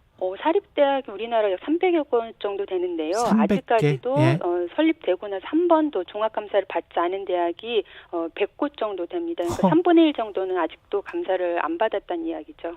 이게 왜 그런 겁니까? 인력 부족인 겁니까? 어떻게 되는 건가요? 가장 크게는 교육부 특성상 산하의 대학, 공립대학, 병원, 산하기관에서 감사를 해야 될 곳이 약 500곳 정도 됩니다. 하지만 교육부 감사관 인력은 제한적이기 때문에 이들 대학들 이러한 산하기관에 대해서 일상적으로 자주 감사를 하기 좀 어렵습니다. 그러다 보니까 이제 정부가 설립한 국립대 같은 경우는 3년마다 감사를 받도록 규정을 하고 있는데요. 사립대학들은 그 구체적인 그 감사 주기가 명시되지 않았습니다. 그러다 보니까 사립대학들이 감사해서 아무래도 사각지대로 몰리고 있는 상황입니다. 사립대학들은 어떻게 반응하나요? 이게 사학 길들이기다 이러면서 좀 저항하는 건가요? 가장 크게 이야기하는 거는 뭐 사립대학 부정 비리는 일부 대학의 문제인데 이걸 왜 전체 대학 문제로 하면서 종합감사 이런 걸 통해서 사립대학들을 감사하느냐 이러면서 좀 불편한 기색을 나타내는 경우가 많습니다. 예. 하지만 이번에 뭐 연세대라든가 고려대 등등에서 한 번도 감사를 받지 않은 대학들의 감사 결과를 보면 연세대 같은 경우는 그 조치사항이 지적사항이 86건이었고 고려대도 38건, 홍익대도 41건 등등해서 이게 뭐 한두 건이 아니었습니다. 그래서 이런 것들 교육부 종합감사를 통해서 보다 사립대학들이 투명하게 운영되도록 해야 되는 것인데 이것들을 좀 불편하게 보는 기색들이 좀 많은 것 같습니다. 근데 사실은 제가 본질적인 질문을 좀 드리고 싶은데 네. 코로나19 이후에 미국 같은 경우는 그 재정 형편이 어려워진 사립대학들 같은 경우는 폐교를 했단 말이죠. 네. 예. 그리고 근데 이제 우리나라 같은 경우는 그쪽은 아예 뭐 정부에서 보조금을 주지도 않아요. 그렇죠? 근데 이제 우리나라 같은 경우는 보조금을 주면서 많은 사립대학들이 사실상 그걸로 유지되는 그 사립대학들이 많거든요. 네네. 근데 이제 대학에 들어갈 그런 학력 인구는 계속 줄어들고 있고 경쟁력을 못 갖추는 대학들 같은 경우에 국가가 이렇게 계속 보조금을 줘야 되는 겁니까? 근데 조금 말씀하신 게 다른 부분이 예를 들면은 국립대 같은 경우는 정부가 인건비, 경상비라고 해서 학교 운영비라든가 뭐 시설 설비비, 인건비 이런 것들 지원을 합니다. 하지만 사립대학은 관련된 비용을 지원하진 않아요. 그래 보니까 사립대 입장에서도 조금 억울한 것이 그러니까 예를 들면 특별 사업을 통해서는 지원하지만 학교 운영비로 쓸 수 있는 것은 지원하지 않는 측면이 있습니다. 그래서 말씀하신 것처럼 정부가 대학 사립대학에서 지원을 하지 않는데 이것을 운영을 어떻게 해야 될까 이건 조금 다른 문제로 좀 볼 수 있을 것 같습니다. 그래요? 예. 이 정부의 감사 시스템 그리고 사립대학 운영과 관련해서 어떻게 해야 될까요? 제도적으로는? 저는 가장 필요한 것은 당연히 국민 세금이 들어가는 곳이고 공교기관이기 때문에 이런 같은 감사가 일회성에 그치지 않는 게 좀 필요할 거라고 봅니다. 예를 들면은 앞에서 저희가 아직까지도 사립 감사를 한 번도 받지 않은 대학들 100곳이라고 했는데 1년에 10곳씩만 받아도 10년이 걸립니다. 그만큼 굉장히 쉽지 않은 일이라는 건 알지만 그런다 하더라도 사립대학에 대한 정례적인 감사가 좀 필요할 것을 보이고 이걸 통해서 그 대학들의 어떤 부정비를 들춰냈다 이것에 그치는 게 아니라 사립대학들이 좀 더 투명하게 운영될 수 있는 어떤 사학 개혁으로 가는 게 좀 필요할 걸로 보입니다. 회계나 이런 거는 제대로 하고 있나요? 사립대학들에서 교육부 종합감사 같은 경우는 회계, 입시 등등에서 모든 것들을 감사하는 것이고요. 회계와 관련된 건 별도의 감사도 교육부가 진행하고 있습니다. 특히 대학병원 쪽에서 벌어들인 돈을 왔다 갔다 하는 경우가 많던데 그런 것도 잘 봐야 될 것 같습니다. 예, 지금까지 대학교육연구소 이문희 연구원이었습니다. 고맙습니다. 예, 고맙습니다. 3월 25일 목요일 KBS 1라디오 최경영의 최강시사 여기까지였습니다. 고맙습니다.